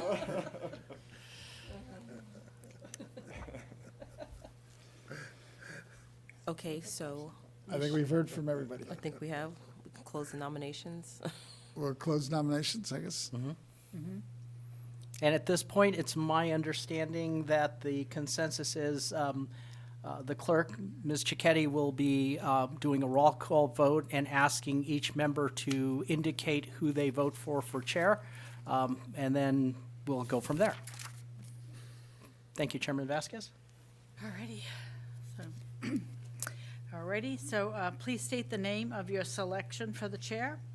Chair Vasquez, Vasquez. Vice Chair Lieber, Lieber. Member Gaines, Lieber. Member Schaefer, Gaines? He withdrew, sir. Pardon me?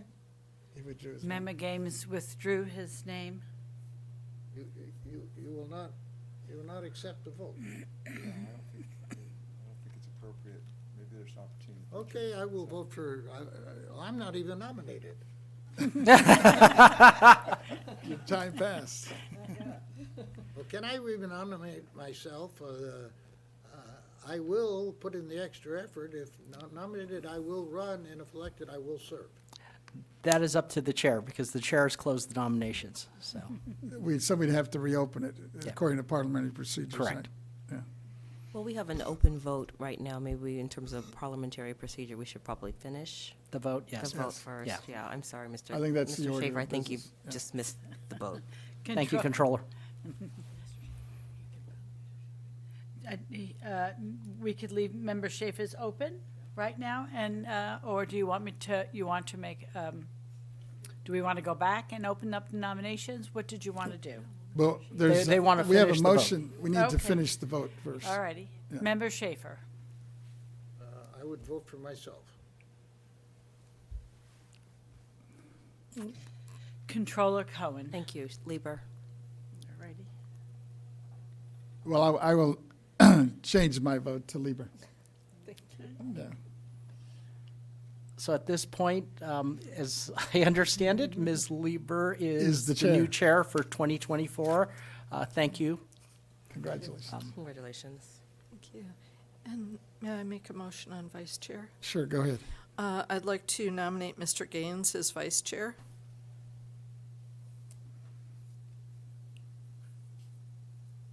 I'll second that nomination. And if you want to stay with your current procedure, you do not have to move or second. You could just nominate yourself or somebody else. So right now, as I understand it, just so the record's clear, we have a chair for 2024. That's Member Lieber, or Vice Chair Lieber this year. And at this point, we've opened the nominations for Vice Chair. Ms. Lieber has nominated Mr. Gaines. So Chairman Vasquez, if you want to call for any other nominations for Vice Chair, that would be great. Yes. Any others? You want to I nominate? move to close the nominations. Move to close the nominations. Okay. I'm gonna call and you let, I guess, make your selection. Chair Vasquez? At this point, there's only one Well, person. there's only one So- now. Yeah. So Member Gaines? if there are no objections, at this point, I think Chairman Vasquez, you can declare Member Gaines as Vice Chair for 2024 based on the fact that there are no other nominations. Yes, I guess we would, it'd just be by acclamation, I guess. Correct. Yes. Unless since there's nobody else in the room. Great. Then that is the elections. Thank you very much, Chairman Vasquez, Vice Chair Lieber, members, thank you very much. I think that item is now complete. Great. Have a good holiday. Thank you. So, Ms. Cicchetti, we go back to 17? We could go back to 17, or did we want to leave 17 for later on so everybody had more of an opportunity to take a look at the memorandum and have staff review it? Or we could, it's up to you. It's 3 o'clock. Well, I guess it's, so what do you, well, you know what, we skipped 9, didn't we skip like 8 and 9? I think it was, or 9 and 10? Do we want to go back to those? Those might be We could quicker. go back to I believe it was 9. we will begin with item 10 then. Is it 10? Yeah. Okay.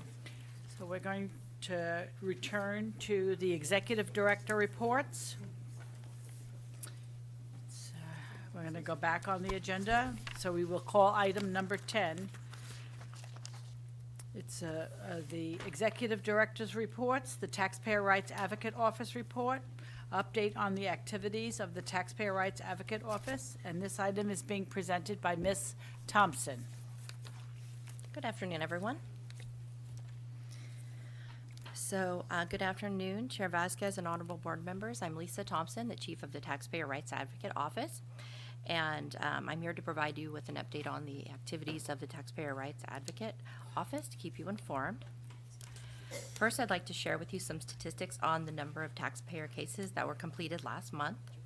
In November, we completed 27 cases. 10 were in Board Member Gaines's district, District 1. 7 were in Board Member Lieber's district, District 2. 4 in Board Member Vasquez's district, District 3. And 6 were in Board Member Schaefer's district, District 4. Excuse me. As far as the composition of completed cases, 3 were in the administrative category with 24 in the evaluation category. The memo that is attached to the public agenda notice provides an additional detail on the topics within each of those categories. However, the largest topics within the evaluation category was exclusions from reassessment with 9 completed cases. 7 of those exclusion cases were base year value transfers, and 2 pertain to the parent-child exclusion.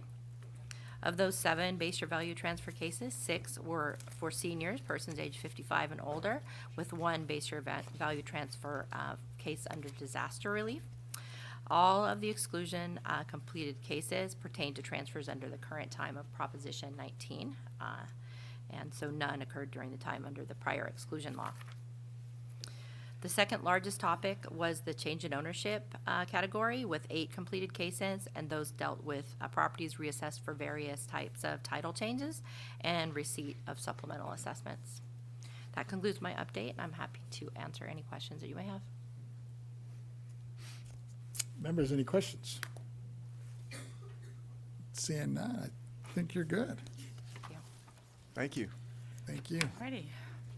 The next item on the agenda is Executive Director Reports. Item 11, Property Tax Deputy Director's Report. Report on the status of pending and upcoming projects, activities, and department issues, including letters to assessors, appraisal training, and state assessed property. These items are being presented by Mr. Young and his team. Welcome. Thank you. Thank you, Chairman Vasquez, honorable members of the board. For the record, my name is David Young, Deputy Director of the Property Tax Department. We have our usual 3 reports for you today, but before I turn the program over to Ms. Schultz and Mr. McCool, I just wanted to add just a little bit of color commentary to some of the statistics that Ms. Renati gave you earlier today. Mostly our vacancy rates. We have worked really, really diligently in filling our vacancies. What I wanted to let you know is that I am very excited with our with our accomplishments. I wanted to recognize staff's hard work in doing that. With every recruitment, there are multiple recruitments underneath it. So as we fill one vacancy, if it's somebody from the inside that gets a promotion, we backfill. And if it's a senior position, we may backfill as many as 3 or 4 times before we get an additional body in. So I wanted to, 1, recognize staff, and 2, also recognize the fact that as of right now, this has actually been a tremendous rebuilding year for the Property Tax Department. Not only have we filled our vacancies, but we've gotten some really excellent new hires, both from within and from outside. And for the first time in quite a while, we've actually brought in folks from county assessors' offices. So we have brought in new staff that has a great new outlook, and we're investing heavily in our training and the development of our staff. So I just wanted to let you guys know that, and it's been a tremendous year of growth for the Property Tax Department. So with that, I'll turn it over to the first report. Ms. Schultz, I believe, has the letters to assessors report for you. Good afternoon, Chair Vasquez and honorable board members. I am Glenna Schultz, Principal Property Appraiser in the County Assessed Properties Division. Today, I will provide you with a brief report on letters to assessors.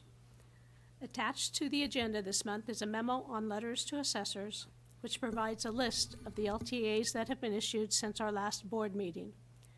In addition, it provides a link to the BoE's website where a list of all LTAs can be found that have been issued to date. As of the date of the attached memo, BoE staff had issued a total of 48 LTAs for calendar year 2023, and 10 of those LTAs had been issued since our last board meeting. Those 10 LTAs are summarized as follows.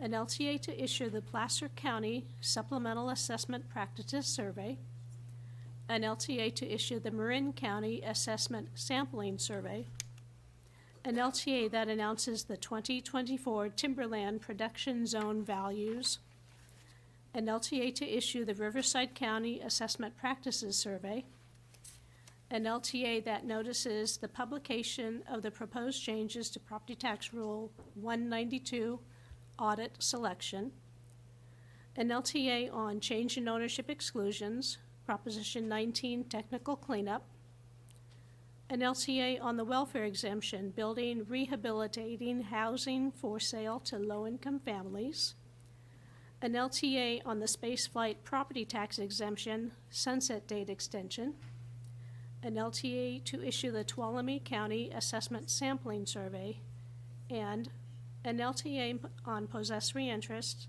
publicly owned housing project. This concludes my report on letters to assessors. I'm available to answer any questions you may have. I just had one quick question on the LTA. I guess it was terms of SB 734, do you happen to know if there are any retroactive effects to SB 734?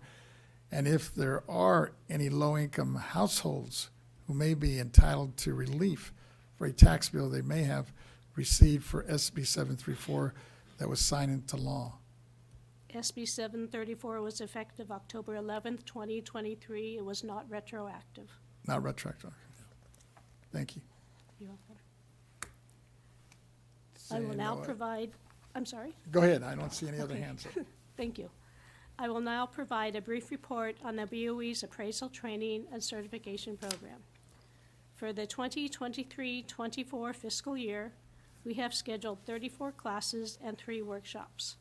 To date, 20 of the 34 classes have been completed. Since the last board meeting, 3 classes have been taught.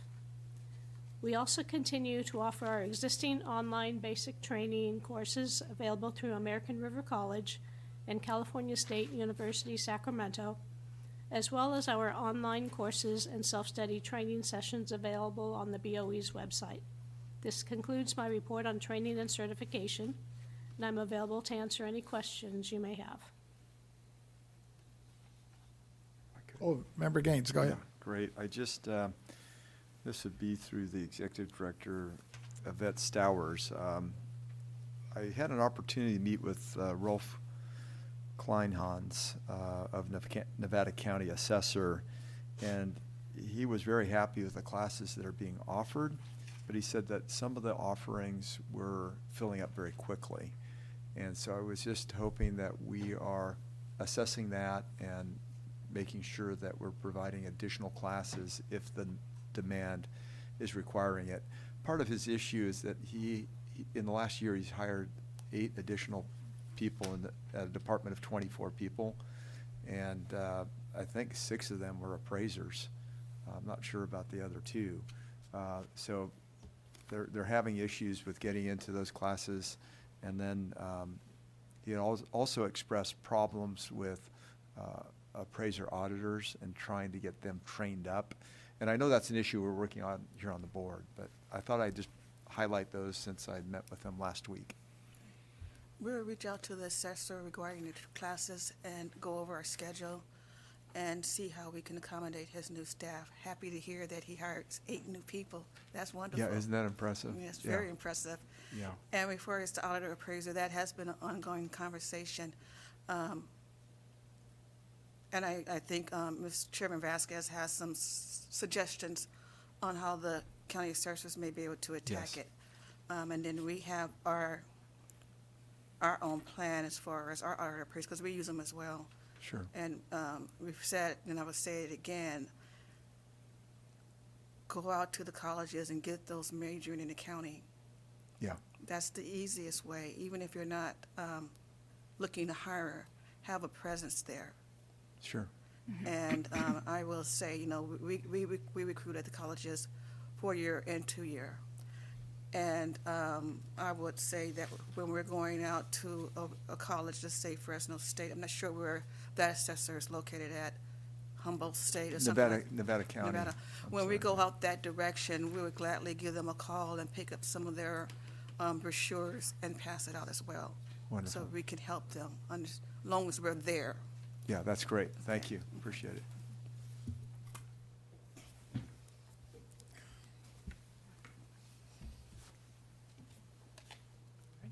Any other questions? I think that's it.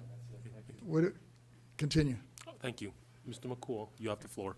Thank you. Good afternoon, Chair Vasquez and honorable members of the board. My name is Jack McCool, Chief of the State Assessed Properties Division. Today, I will provide information on the status of ongoing work in our division. This month concludes SAPD's work on unitary appeals for the year. After the board's action earlier today on the petitions on this month's agenda, 24 petitions have come before the board for action during the 2023 appeals season. I would like to take a moment to thank our partners in the legal department for all of their hard work and collaboration during this year's appeals season. And additionally, I would like to thank the Board Proceedings Division's Appeals Case Management Team for their work that they have done in these last several months to ensure that all of the proper procedures were followed and that everything went smoothly. Now that our appeals work is complete, SAPD will be bringing completed property tax audits before the board in the early months of 2024. Staff spent the summer and fall months of 2023 conducting financial audits of state assessees. Some of those audits have been concluded and resulted in no findings that warrant a change in value. Those assessees were notified that their audit has been closed and were thanked for their cooperation. The audits that do result in a recommended change in value must go before the board for consideration. Assessees for each audit receive a copy of their completed audit report and audit findings and are given an additional opportunity to present information in response to the audit findings prior to any audit appearing on the board's agenda. Assessees will also receive notification when the board has taken action on any audit findings and will receive information on their appeal rights. SAPD staff are also currently in the final stages of updating the annual property statement forms and instructions. This involves collaboration with the Forms and Publications Unit at CDTFA. The final electronic version of the forms and instructions will be placed on our website and will be made ADA accessible. Each assessee will be mailed a hard copy of their applicable forms and instructions in late December, with the forms due on March 1st of next year. That concludes my monthly update for the State Assessed Properties Division, and I'm happy to answer any questions you may have. Thank you. Thank you. Thank you for your hard work on this. I know there's been a lot of issues that have been resolved because of you and your staff on this. I appreciate it. Thank you. Any other comments or questions? I think we're good. Thank you. Thank you. Thank you. Ms. Cicchetti, what's our next item? Next item, 12. we're still in the Executive Director reports. Item 12, Legislative, Research, and Statistic Division Chief's Report. Update on administrative and program-related legislative bills impacting the BoE. This item is being presented by Mr. Angelo.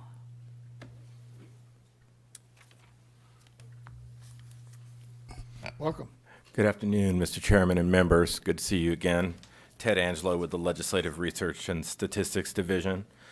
I'm going to have a brief report today as we're entering the last month of interim recess.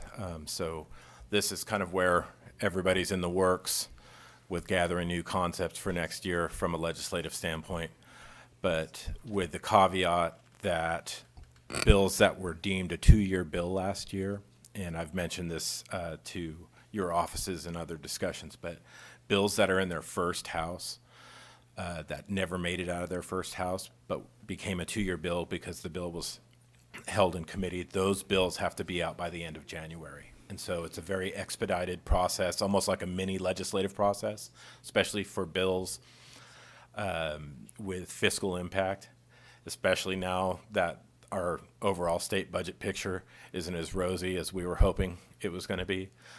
So we're going to have a lot of fiscal concerns going forward, and that's going to obviously take up a lot of the legislature's time. So even though there are a few concepts that I've seen, I'm that dealing with property tax issues. One of them being a JPA area that we were talking about earlier today. I'd be surprised if they really tried to push it during the month of January rather than just kind of giving it new life in a new bill. So as soon as I see that language and it's put into a bill, I'll make sure everybody sees it. We have a few concepts. From an in-house standpoint, my shop right now is doing the legislative bulletin, which is a compendium of all the analyses we did on all of the bills of this year. So it's just kind of one document for all of our analyses from the bills that impacted BoE this year. We also do an annual report with a summary of some of those bills from a narrative standpoint in a much more abbreviated format. So those two documents are being prepared with Mr. Kim's shop and others within the department. And then also some of the concepts that we've been reviewing and we're going to be sharing with you. I'm not going to go into great detail with them today, but we're going to be bringing them forward. And one is to extend a sunset date on a bill that has a low-value ordinance factor that would be coming to the end. It allows the Board of Supervisors to extend low-value ordinance statutes under Rev and Tax Code 155.20. So that would be one dealing with terminology for disabled veterans when they are a corporation. Right now, if you're in a limited liability, you can't use that. So it's really nomenclature. So it's something that we're contemplating, just extending it to those that have the same type of impact. And then also disabled spouses that are not on original title right now that qualify for a base year transfer. Technically, under the existing statutes, that disabled spouse couldn't be used for that base year transfer if they weren't on the original title. So we're looking at that as well. Those are just three. There's a couple others that legal was looking at, and also talking to CDTFA that you were talking about today for the alcohol and insurance issues to see if anything's going to be coming there.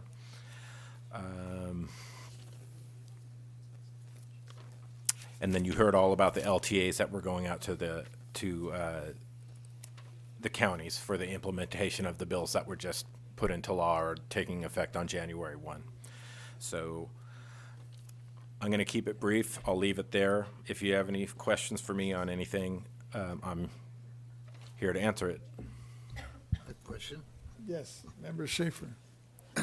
Mr. Angelo, does your jurisdiction extend beyond our own legislature? I'm asking if, say, New York or Florida or somebody would come up with some property-related legislation that would benefit seniors or veterans or people that we're concerned about.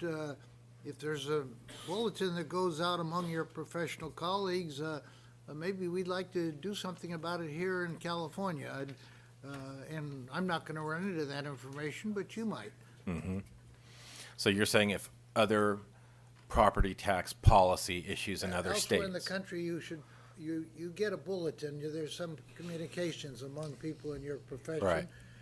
I'm not precluded from reading other public policy concepts Sure. and statutes And if you by saw any something means. and said, that sounds like a good idea, I'm going to tell my board about it. Right. Some of the legislators have district events Sure. for this called There Ought to Be a Law. Yeah, there ought to be a law. I want you to know that. I'd like So- to know anything that you find that there ought to be a law. Right. If I like it, I'll build up a little brief for it. Right. Peter Kim sends out communications that are things that are either tangentially involved, directly, indirectly, from things happening in other states, from the major, the budget implications, all news factors. So that's one way that we're always kind of tracking it. He does a really good I job. look at your job as being in a key position to help us do a better job for the taxpayers. Right. I do too.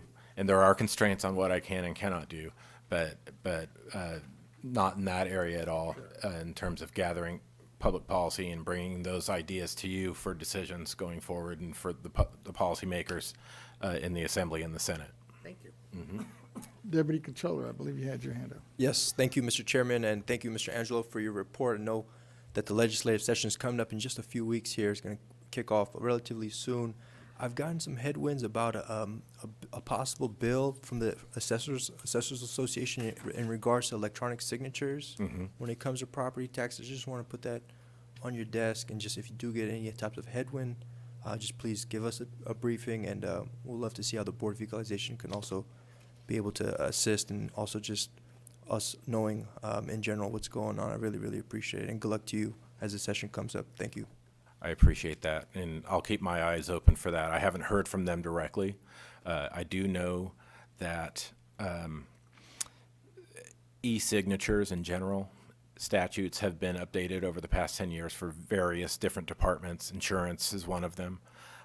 I know Mr. Young here was talking probably back in September on some of the electronic capabilities that we're now implementing within BoE. So he obviously, working with the counties directly, would probably have that information as well. I just haven't seen any language, but I wouldn't be surprised if they're implementing, because that's the way we're moving towards with all the security provisions intact. for e-signatures. Yes, I absolutely agree. Thank you, Mr. Angelo. I think we're good. Thank you. Great. Happy holidays, everyone. Likewise. We don't have any written comments on this, do we, Mr. Chickadee? We do not, no, and I don't have anyone in the audience who wanted to make a public comment on the executive director reports. But let's go out to the AT&T moderator. AT&T moderator, could you let us know if there's anyone on the line who'd like to make public comments regarding the executive director reports? Ladies and gentlemen, if you wish to make a public comment, you may press 1, then 0 at this time.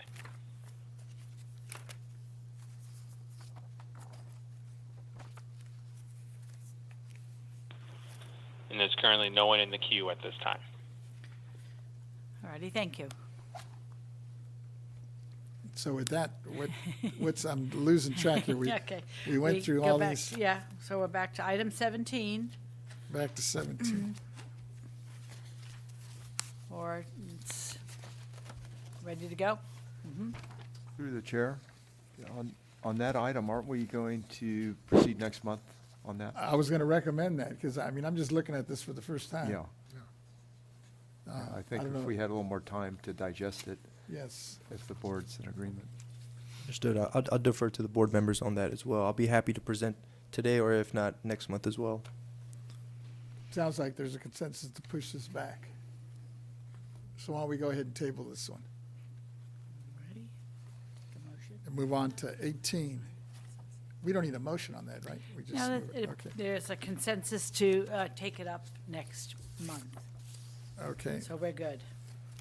We're going to go to the next item on the agenda then is item 18, Governance Policy Annual Review and Update, discussion on suggested updates and possible action as appropriate. This item is being presented by Mr. Vasquez. Thank you. Members, I removed my governance policy proposals from consideration at this time. However, I will continue reviewing the work group procedures with the executive director as we address future updates to the governance policy publication 471. The Board of Equalization has a diversity, equity, and inclusion DEI program.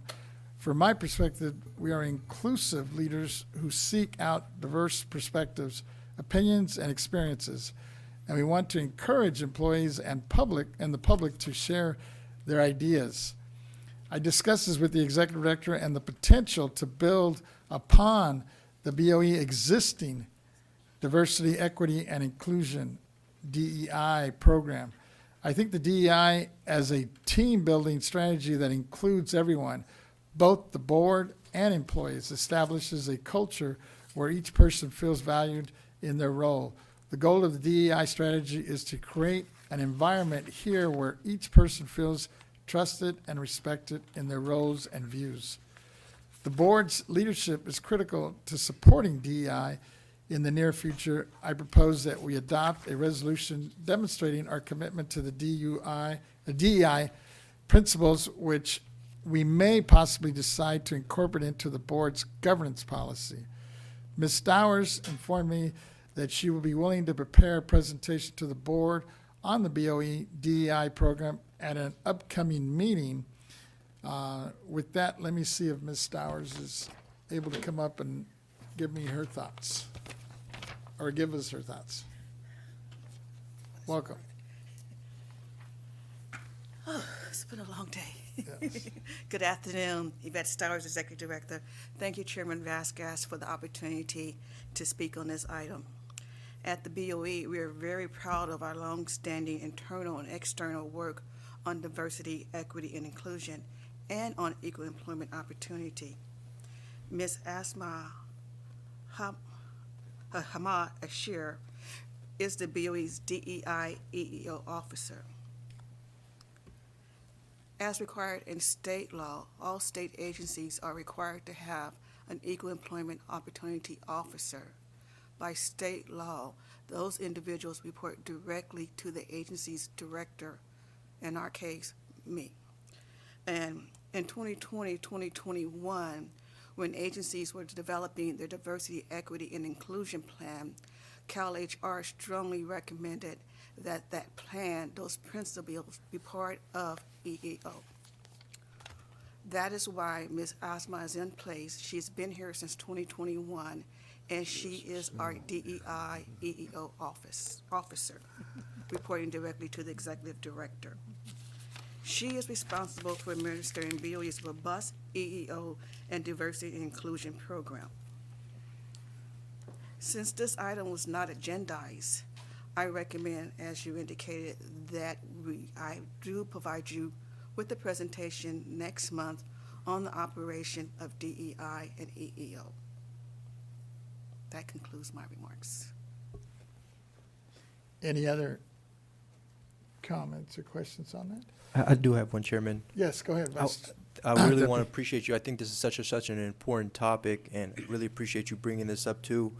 If you can also include some accessibility as well on top of DEI, I think that's very, very It important. is extremely, diversity does include accessibility. Okay. I kept it sweet and short, but we have a Disability Advisory Council, which is part of our DEI program, and we have a committee, and all employees are welcome to participate and attend the various meetings that we conduct. I mean, all employees, including agency, including board member employees. We are inclusive in that. Thank you, Executive Director. I think that's very, very important. I'm glad to hear that too. So looking forward to your presentation. Any other items from the government? Yes, member. I've got Gaines. another item if I could bring it Yes, up at go this ahead. point. Yeah, thank you, Chair Vasquez. We have an issue in the state that's affecting affordable housing creation, housing sales, commercial and residential development, and ultimately property taxes. That issue is property insurance, where the state is struggling to allow a robust insurance market, which is leading to extraordinary price increases for homeowners and businesses. This issue has been festering for years in rural areas with high fire risk, but it is spreading to other parts of the state as insurers, for many reasons, have been pulling out of California, shrinking the availability of coverage. The Department of Insurance recently announced some steps they hope will alleviate this crisis, but it is currently a problem of massive proportions that needs all affected parties working together to try to build more and more affordable insurance options in our state. So I'd just like to take this moment to make a motion that we hold an informational hearing during our February meeting to hear from the experts in the property and insurance fields, from assessors, from realtors, from the insurance commissioner's office, and perhaps others in terms of how the insurance crisis is affecting the property markets. I see somebody stepping up. Go ahead. Good afternoon, Chair Vasquez, honorable members. Julia Himovitz on behalf of the legal department. I just want to make sure that as we were still discussing the governance policy, I believe your discussion falls under a different matter, and I just want to make sure that we stay within the item numbers in case there are members of the public that would like to participate in that. So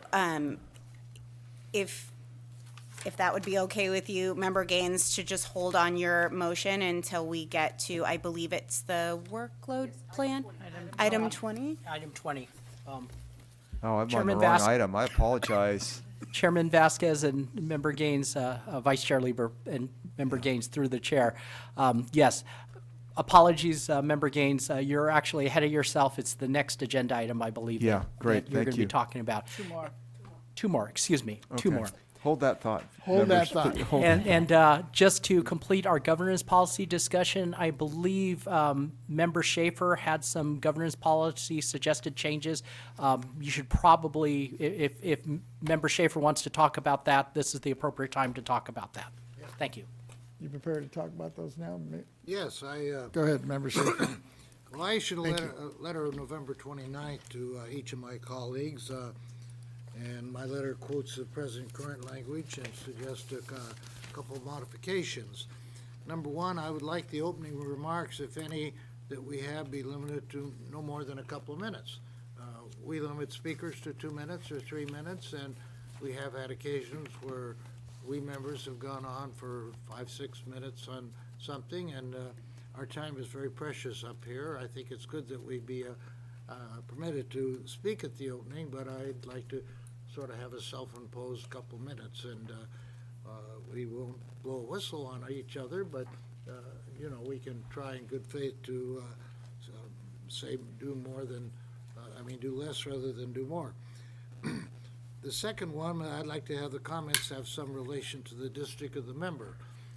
I know that Member Gaines is always commemorating or noting the loss of life of a fireman or a policeman or somebody of significance in his community. I know that Chair Vasquez is noticing the loss of the great Gloria Molina, that was a political figure.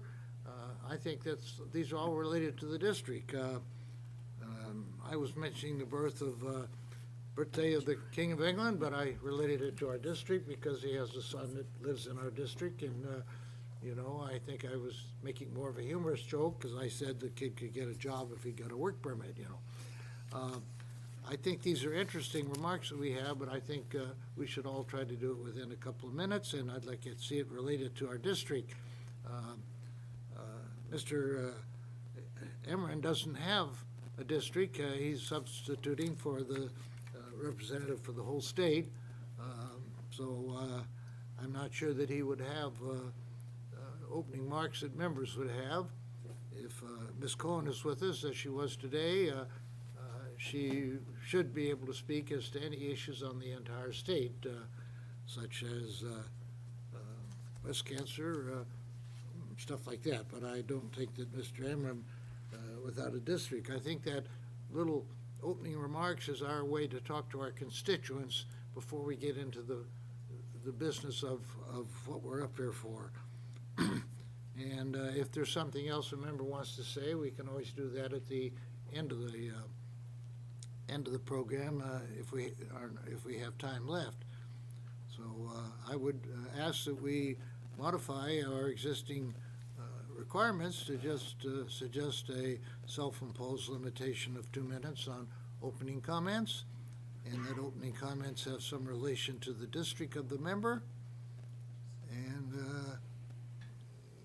well, I have it all spelled out. I would ask that you adopt my 1, 2, 3, and 4 added into what we have now. Thank you. Any thoughts or comments on this? My first reaction is that I have no problem with some limitations. I'm thinking it might be appropriate to go to 2 to 4 minutes, right, and allow people to choose who they want to. Let's compromise at 3 minutes. What are people's thoughts on it? Vice Chair Lieber. I am very much in agreement with Mr. Schaefer that 2 to 3 minutes. I think longer than that. Sometimes we have members of the public here who are, you know, sitting waiting for an item, and they may be waiting for a very long time. And I haven't really experienced being on a board or being in the legislature. We didn't really have lengthy opening comments. We might ask for an adjournment in memory of a notable person. But I think trimming it so that it's, you know, I could live with 3 minutes for it, because that's what we give the public on many issues. But I think extending it past that tends to be a little bit much. Our agenda here, I'm told by staff that it starts about 10:30, and so we start at 10, and about 10:30 we get down to business. We don't have 30 minutes to party. Maybe the flag, you know, takes a couple minutes. We don't have a religious invocation, which a lot of groups do, you know. That would take another few minutes. I think if we just have the flag and 2 to 3 minutes from from the 4 of us that are the elected officials here, and maybe Ms. Cohen if she's here, I think we can get down to business by 10:15 easily instead of 10:30. And that 15 minutes, I think, is very important to all of us. Thank you. Yes, Vice Chair Lieber, go ahead. Sorry, I missed one of the contexts of it. I think that Mr. Emran is Ms. Cohen's representative. it's fine to have him present on her behalf, since he's voting on her behalf, he's presenting agenda items on her behalf, and I know that she's not able to be here at the beginning of each meeting, but I do value hearing the comments, but I would like to trim it down to a reasonable level. Thank you. Member Yeah, Gaines, I think, wants I to weigh agree in. with the discussion. I think 2 to 3 minutes would be fine, and that'll get us onto our business more quickly, and we can still express what's important. And if is everybody comfortable also with district-oriented items? Yeah, okay. I'm fine with that, too. It seems like there's a consensus on that. Great, thank you. Do we need a motion on this, or? If you want to incorporate, sorry about that, Honorable Chairman Vasquez, Vice Chair Lieber, honorable members of the board, if you want to incorporate it into your governance policy, I'd recommend that you do by motion. If you'd like, you can make the motion passing what you would like added, and then the legal department can draft some language and you can review it at your next meeting. Well, I'd so move that we take items 1, 2, 3, and 4 and incorporate them into the existing material and have that redrafted by the legal department. Could I seek to make an amendment But there's to some that? amendments that need to be made here. Go ahead, Member Gaines, I think you might have it. Yeah, because I think you had mentioned 2 minutes, and we're talking about up We're to talking about 3. three. All right, I'll go for 3. Great, thank you. And then what about, you made a suggestion in terms of our deputy controller. Is that, Well, that's This is number 3 already, correct? incorporated Is it already okay? in Okay. terms of number 3. And just for clarification, closing remarks, no time limit?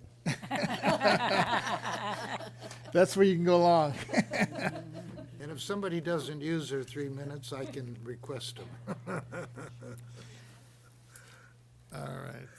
Is that oh, I'm sorry, go ahead. Before you continue, Julia Himovitz from the legal department again. So it sounds as though you may have future changes coming in the future Yes. for DEI additions. For the ease of staff and for printing and costs, it might be beneficial for you to hold off on initiating these changes to when you have a fuller picture of the changes you wish to make. But in the interim, if there is a consensus of the board, these changes don't necessarily need to be written into the governance policy at this time. Rather, you can agree as a board to stay within the confines of what's being presented by Mr. Schaefer and follow that along until you're ready to do a more robust change to your policy. I think that would be more cost efficient and a better use of state resources for staff to implement those changes. If people are comfortable with that, we could do that. Yes, and thank you, Ms. Himovitz. And since Ms. Lieber will be chair in January, you can just kind of remind the members at the beginning of the meeting that that's kind of your agreed policy, if you will. Agreed. Go ahead, Vice Chair Lieber. Yeah, and if I could answer back to Ms. Himovitz on our understanding. So when we make changes to the governance policy, it avoids some printing costs and onerous staff costs if we do them all at once. So we can, given that it looks like we have a consensus around the changes proposed by Mr. Schaefer, we could start acting on those, and then we'll wait till we have a bucket of items before we print those expensive handbooks. Yeah, and thank you. Chairman Vasquez, Vice Chair Lieber, honorable members of the board, if you remember, we have that physical handout that we print out, which is your governance policy. That Ms. Himovitz is correct that, yes, it would be much more cost-effective not to have to make changes on the timing policy and then do DEI a couple months later. So if we can hold those all together, that would be appreciated by staff and the budget. Thank you. Thank you. Is there any other items that people want to consider or put out on the governance before we move on? I had, Member Schaefer, what I do you had have? originally suggested that we have a policy that nobody should be chair who was currently running for another statewide office. And that would eliminate you, but it wouldn't eliminate Ms. Lieber because she's running for county office. But I'll withdraw that right now, but I want you to know I was thinking of it, okay? Okay. Any other comments or suggestions? Seeing no others, I guess we're good to go. We'll move on. The next item on the agenda is item 19. Board member matters and initiatives, Affordable Housing Board Work Group, statewide informational hearing for modernizing California's property tax system, Part 4. Discussion and possible action regarding minutes and report of the October 19th, 2023 statewide informational hearing on modernizing California's property tax system, Part 4, Board Work Group on Affordable Housing. This item is being presented by Mr. Vasquez. Thank you. Members, submitted in the November 30th memo were the minutes and report of the October 19th, 2023 Board Work Group hearing on affordable housing for discussion and your approval today. It's been my plan to use the hearing record and testimony as a resource for developing a future blueprint of property tax-related affordable housing incentives that I can bring back to the board for your review early next year. I listed in the memo some of the key takeaways that the speakers and some board members recommended. Although these are not listed for informational purposes in the memo, I want to thank the Vice Chair Lieber for her offer to research the options for consolidating and simplifying the funding sources at the state level, and thank the Deputy Controller Enron for encouraging us to help find avenues to connect affordable housing developers to local surplus land. I also want to thank Member Gaines for asking last month to place on future agenda issues of skyrocketing insurance premiums and an adverse impacts on affordable housing properties, and as Member Schaefer stated, on all property values throughout the state. We have important work to do over the next year, and what I'd like to do is have discussion and questions before we entertain a motion to approve the minutes and the report. If there's any comments or suggestions on that before we go forward.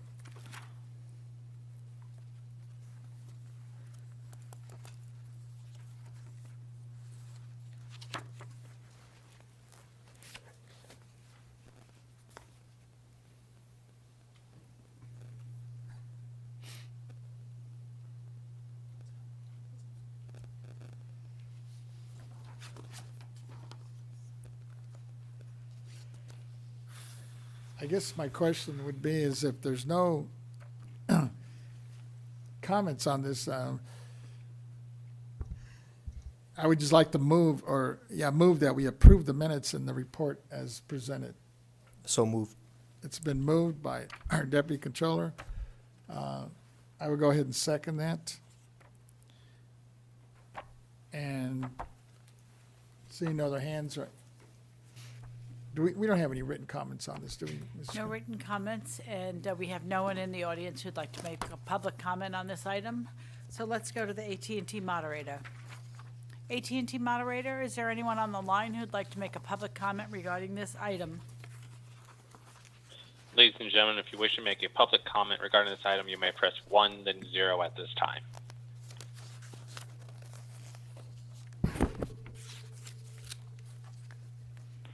There is currently no one queuing up at this time. Alrighty, thank you, moderator. All right, so we have a motion by Mr. Deputy Controller to approve the minutes and the report, and I second that. And seeing no other comments or suggestions, I guess we can go ahead and take a Roll call vote on this. Yes. Chair Vasquez, Aye? Vice Chair Lieber, Aye. Member Gaines, Aye. Member Schaefer, Aye. Deputy Controller Emmeron. Aye. So that's unanimous of all those present. With that, now we move on to number 20, right? Item 20, That yes. is your item, Gaines, Member Gaines. But Okay. let me go ahead. Let me Go call ahead. it first. Call it Mhm. up, and Yep, then and then we'll I'll get open going. it up and then turn it over Thank to you. Mm-hmm. Great. The next item on the agenda is item 20, 2024 Board Meeting Workload Plan, discussion of the 2024 workload plan, identifying potential issues, and a roadmap for the coming year and possible action. This is being presented by Mr. Vasquez. Thank you. Members, this is strictly an informational item to advise you that the 2024 Potential Issues Plan we've been working on has been revised in 3 ways. Number 1, based on the discussion last month, we added under board member matters the state insurance crisis and its impact on affordable housing and property values. Number 2, after further discussion with the ED, we added a new category to the agenda entitled Report on Board Directive Actions. And under that, we would list the updated of the board meeting reference manual, publication 311, and the annual report to the governor. And then number 3, finally, by request of the ED, we consolidated the annual overview reports by each department head into one comprehensive written and oral presentation by her as she looks ahead at the 2024 year. With that, let me turn it over to Member Gaines and have him give us now his thoughts and ideas on the issue on insurance. Wonderful. Great, thank you. I've made my presentation, so if I could just cut to the chase, and I'd like to move that we hold an informational hearing during our February meeting to hear from experts in the property and insurance fields, assessors, realtors, and others on how the insurance crisis is affecting the property markets. And so I'd just like to make that motion, and if the board is amenable to that, I'd like to present that. It's been seconded by our vice chair. Wonderful. So this would be, no date specific? Are you looking to possibly add it to a second day of the board meeting or something separate? Well, we could, I'll work. Second day of the board meeting. We'll work with the Okay. staff, yeah. Okay, Okay. that's great. So it's been moved and second. Any other thoughts or questions about We it? did talk about February. February? That, Yeah, yeah, that'd be great. okay. February 22nd, Is the actual board meeting. 2024, the second day of the board. It's a Thursday. It'd be the second day. Vice Chair Lieber, yes. Is that enough time to get speakers and et cetera? I believe so, yeah. Okay. Okay. So I'm assuming, just to clarify, through the executive director, have you been in communication with my office on this issue? So my recollection was that February was the month. Yes, good afternoon, Yvette Starrs, Executive Director. You're absolutely correct, Member Gaines. I have been in contact with your office and regarding this informational hearing. Initially, the 2 months was presented, February or March. Okay. March, we have a full calendar, the first day and the second day, so we went to February. Okay. We've already started doing a draft agenda and providing your office with our internal process for scheduling speakers. That's great. So we're ready. It's Coming along. And as we continue to develop the agenda and we look at our agenda, I think we've already looked at our agenda for February, so it has to be on the second day. It has to be on the second day. Great. Very well, thank you. Okay, thank you. Okay, with that. Chairman, if I may. Oh, yeah, go ahead. Just want Deputy to Controller. thank you, Senator Gaines, for your leadership here. I think it's such an important issue. Dealing with the insurance issue, it's been all over the news, and I think it's just heartbreaking to see families losing their homes when there's a chance that they may be uninsured, and to see big insurance companies pulling out of California as well has been very worrisome. So I commend you taking initiative here, and I think the Board of Equalization has a very, very important role to play in figuring out what's going on and finding out the solutions for the future. So really looking forward to February, and please Wonderful. utilize our office as a resource too. We Well, that's actually great. Thank share the you. building with the Department of Insurance. So Yes. There you go. No, we'd Look- love to have the insurance commissioner attend, and I know that he's been working on things to help resolve the market, but I think it's just helpful to bring everybody together and address the issue, find out where the tension points. We learned about tension points today, didn't we? But certainly there's several of those in the insurance industry right now. So, Thank you, Senator. great, thank you. If I may, members, I'm gonna put on that, I'm gonna pretend like I'm an attorney hat. I think it's wonderful for you guys to collaborate. Deputy Controller, it sounds like you may be able to reach out to the Department of Insurance. For the other members, if you don't mind, Member Gaines, if you guys have potential speakers, will you just contact my office so that I can coordinate it with Member Gaines without violating Bagley King? Absolutely. Okay.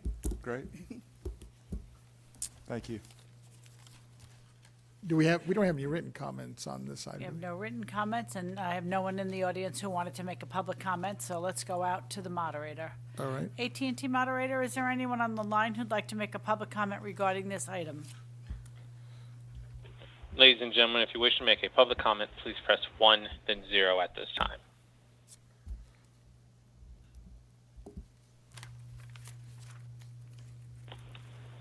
And there's currently no one queuing up at this time.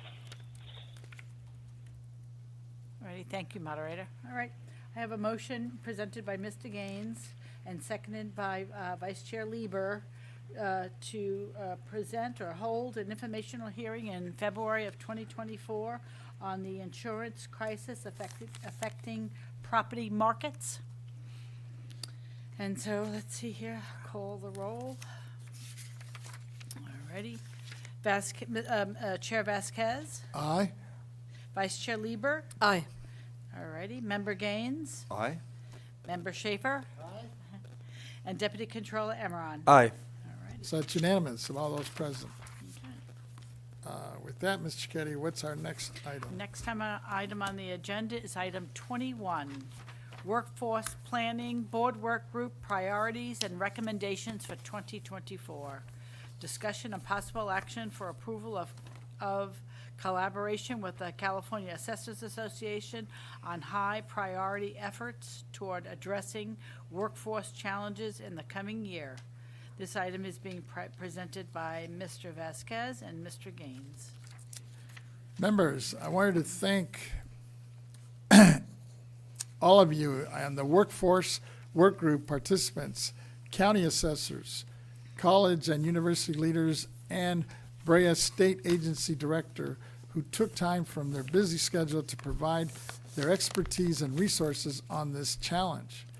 Based on their input, we collected issues, data, and recommendations into a syllabus, and 2 assessors on the CAA Education Committee, the Honorable Vincent Keogh, and Chair of the Mariposa County Assessor, and the Honorable Jeffrey Prang, the CEA Vice President of LA County Assessors, represented by Joseph Vicente, recommended their general top priorities for work group to consider in 2024. First, further explore resources and opportunities to collaborate with College and National Appraisal Institute, NAI, and the Bureau of Real Estate Appraisals in building the real estate appraisal career path statewide that provides for qualified, experienced, and easily accessible courses for candidates at all levels. Number 2, second, further research options to address the auditor appraisal challenges, including possibly in-house training or experience criteria that may be qualifying. Although other priorities may arise next year, I would like your consensus to approve these 2 priorities, the work group as a start, but first I'd like to hear from my co-chair, Member Gaines.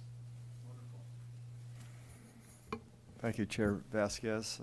Just want to thank you for all your work on this issue, which is of great importance to us and to our assessors. It was in meetings with some of my assessors in the last week that they continue to emphasize the challenges with recruiting and retaining qualified staff, particularly auditor appraisers. This challenge is most acute in some of our smaller counties.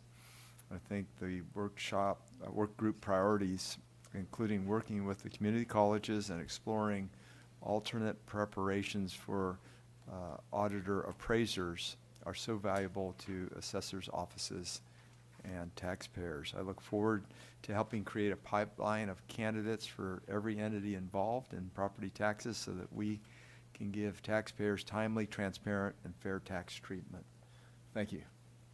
Thank you. Members, any questions or any discussion on this item? Vice Chair Lieber, go ahead. I have a clarifying question. Yes. So the syllabus, as it's put forward to us, will we have another look at that? Yes. What I was hoping today is not so much a motion, but just get a consensus, because this is still kind of a work in progress. And by all means, if you find something or you need to add some or delete some or whatever comments you have, please share it with us. Okay, thank you. Yeah. Okay, with that, if there's a consensus, I don't think we need a motion, but if I'm seeing heads nodding here. Yeah, no. If there's a consensus, we'll just move this forward. Thank you. With that, Ms. Cicchetti, do we have any? Oh, I'm sorry. Oh, go ahead and do that, and then I have something to bring up, Chairman. Okay. We don't have any written comments on this, do we? We don't have any written comments. We're not taking any vote. We're just taking a consensus just to move it to continue on. Perfect. Okay, Chairman I can still Vasquez, say, okay. Vice Chair Lieber, honorable members of the board, Henry Nancho, Chief Counsel, sorry again to interrupt, but it occurred to me on our governance policy motion and on the elections, I don't believe we asked for public comment. On elections, questionable whether you really need to make offer public comment, but what I would recommend at this time is we ask the AT&T operator to ask if there are any members of the public who would have public comment on either of those two items. And I think we'll cover our basis that way, if I can ask for your indulgence. Sure. Thank you. Can we check in with Alrighty. AT&T? Of course, we can. All right. First of all, we'll make a clarification that we don't have anyone in the audience on either of those items, and we don't have anything in writing. So we're talking about item 18, the governance policy annual review and update, and item 23, The election of the chair and the vice chair. organization of the board. So we're going to go out to the AT&T moderator to see if there's anyone on the line who would like to make a public comment regarding either one of those items. I had a question to Mr. Angel. You want to turn on your mic? Ladies and gentlemen, Does the public have a say on who we elect to be our chair for the coming year? I just can't see that. As I mentioned, I think that's questionable, but in an abundance of caution and for the sake of transparency, we're making this request. All right, thank you. Thank you. Go ahead, AT&T moderator. ladies and gentlemen, if you wish to have a public comment on one of these two items, please press 1, then 0.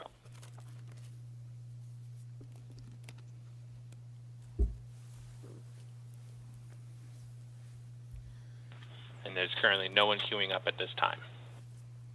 All righty, thank you. Thank you, Chairman Vasquez, honorable members of the board. Appreciate it. Thank you. So with that, Mr. Case, since we're just doing a consensus, we could just move on then. That's correct. What's the next item? The next item on the agenda is item 22, 2023 Year-End Review and Highlights, an overview of the board's accomplishments over the past year. This item is being presented by Mr. Vasquez. Members, I just wanted to thank you and the executive director and her staff for a highly productive 2023 year. I am truly grateful for the service we collectively provided, especially considering our budget, small staff, and heavy workload. The legislation we worked on on and addressed was significant. We provided many, including legislators and their staff, assessors, stakeholders, and taxpayers with the opportunity to testify and engage in problem solving on numerous critical issues. Many bills we supported were signed into law by the governor.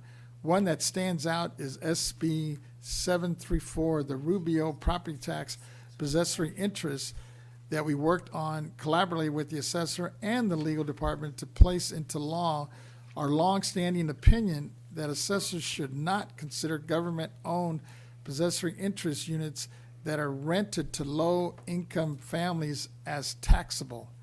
This bill is a real victory for our low-income families living in government housing.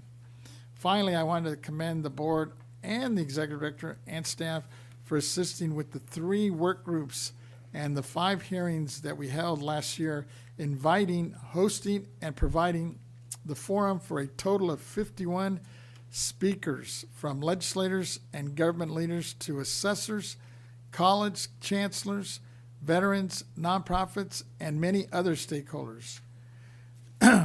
Members, on any other highlights for 23 on this discussion that you may want to add that I haven't included? We good? Okay. With that, this is just an informational item, Ms. Cicchetti, so we can move on. All right, we've already taken up item 23 earlier today. Yes. So then we are at the point where the last item for today is closing remarks and adjournment. Now, I know here we had, we put this off in the morning, so here's your opportunity.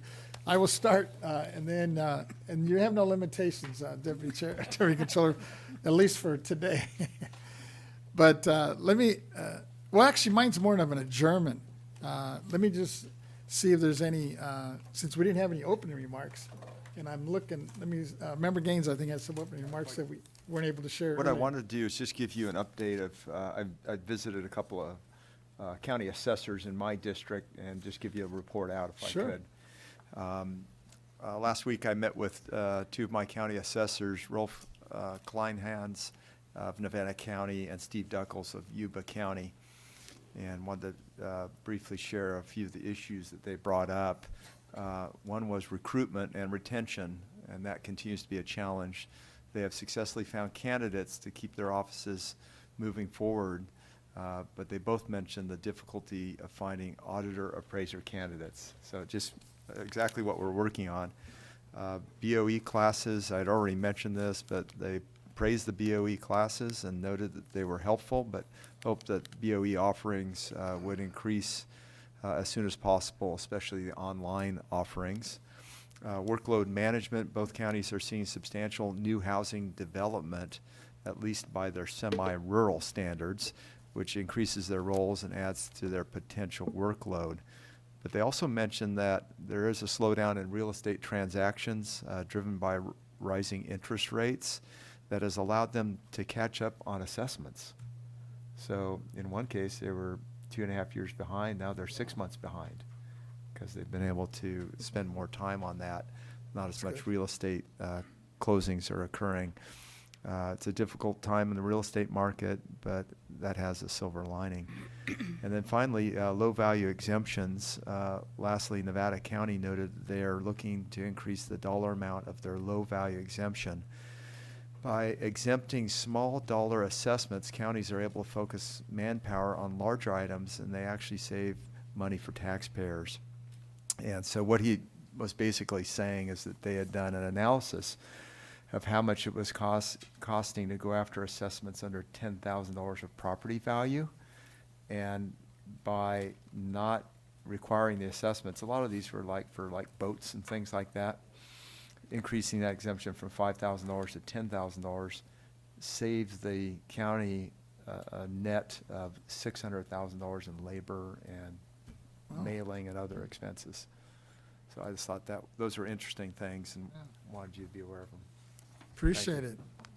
Actually, listening to your opening, I wanted to also share, in terms of my district, I was asked to sit on a podcast, actually. I've never done these podcasts, and I did one, actually, it was kind of tied into the franchise tax board, where they were wanted me to do a bilingual one. I did a bilingual one over a week, 2 different days, but over a period of a week, where we talked about a lot of these ghost preparers that are out there that are taking advantage of a lot of these folks when they're filing their income tax.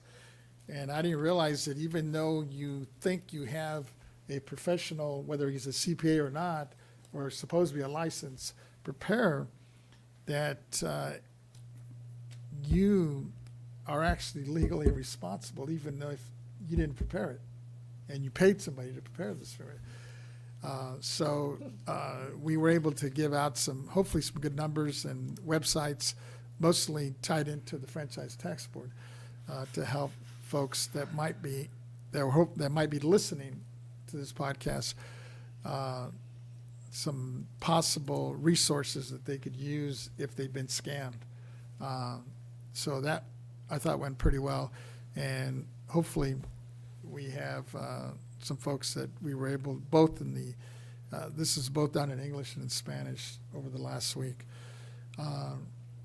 And with that, let me see if there's any other open items. I know the Deputy Controller has something. Thank you. Thank you, Chairman. I just want to thank everyone for an incredible 2023. It's been an amazing first year here on this Board of Equalization, serving with my very, very respected colleagues. I think the work has been amazing, and leaps and bounds we've made, and just incredibly excited for the progress in 2024. And just a reminder, the winter solstice is starting in just a couple days, and although it's been a dry year start so far, we know that can change at any time. If you look back at last year, 2023 December, there was so many atmospheric rivers dumps trillions of gallons of water. It caused roads to collapse, schools to close, people power outages caused evacuations. So I just want to make sure that people exercise caution. Please check in on your loved ones, your neighbors, your family, and your friends. And the controller in the state of California is working to limit property damage and also saving lives. And if you do, God forbid, something does happen to your property or yourself, please do not hesitate to reach out to this California State Board of Equalization. This is the elected board. We are here to represent you, and just please continue to be safe out there as we endure this California winter. Thank you, Chairman, and thank you to all my board members. Yes. Member Schaefer. Yes. I picked up the morning paper today and was astounded to see a headline article that Mexico's president, Lopez Obrador, claims that oversight commissions and boards are costly and useless, and he's vowing to eliminate them all. He says there are a lot of wasteful agencies that don't serve any purpose, and all these supposedly autonomous agencies have to disappear. We have a lot of agencies, the PUC, us, and a lot of others that are doing real effective work and are very important. And I just want you to know that our neighbors to the south, their president is speaking otherwise, and if anyone has any questions, I think all of us are very capable to tell them all the good things we're doing and how important it is that we have elected people making the decisions instead of bureaucrats. Thank you. Yes. Chair, if I might. Vice Chair. Lieber, Thank go you. Well, given that this is our last meeting of 2023, I'd like to thank all of our staff who have done such an outstanding job during this year. You really set the pace for serving the citizens of California very, very well. And even the staff that we don't have an opportunity to engage with and to see, I know that they are doing an outstanding job. And it's very moving to me to think about people who are going through life changes, when they come forward to a tax agency. And the thought that they are fully served and their questions are answered and that they're dealt with respectfully and kindly and in a warm fashion is very, very meaningful. So thank you so much for all your work during this year. Yes. And Mr. Chair, I wanted to thank you for all of your work and leadership. You've set a very strong example for this board. And we're reaching out into areas that I know that we have not reached out to before. And our state controller as well, who set down the tracks for some of our major initiatives. It is very exciting to be able to work to carry these forward. So thank you for all of your work, and I hope that at our first meeting in January we can honor our outgoing chair and in a way that we maybe didn't have time to today. So I look forward to that.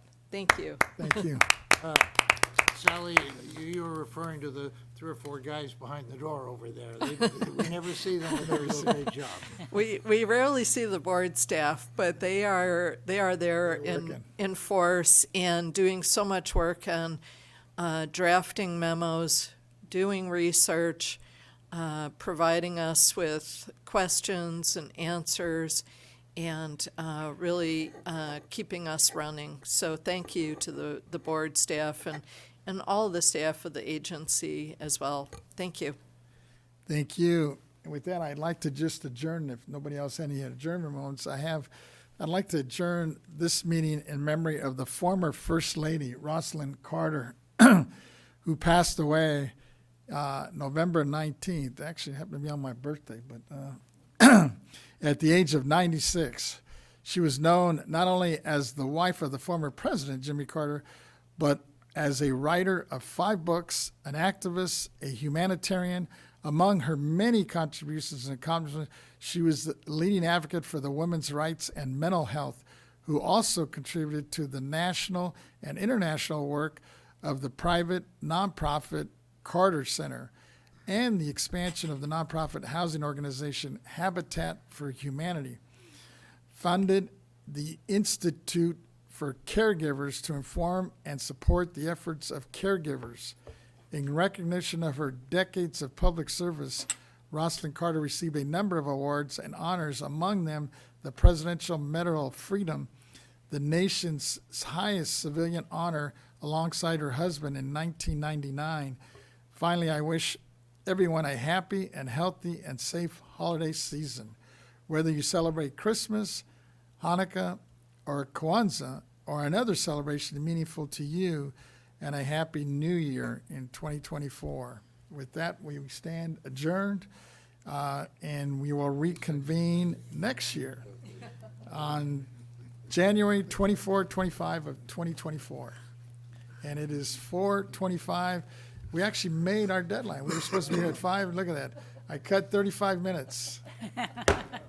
We stand adjourned. Yes, yay.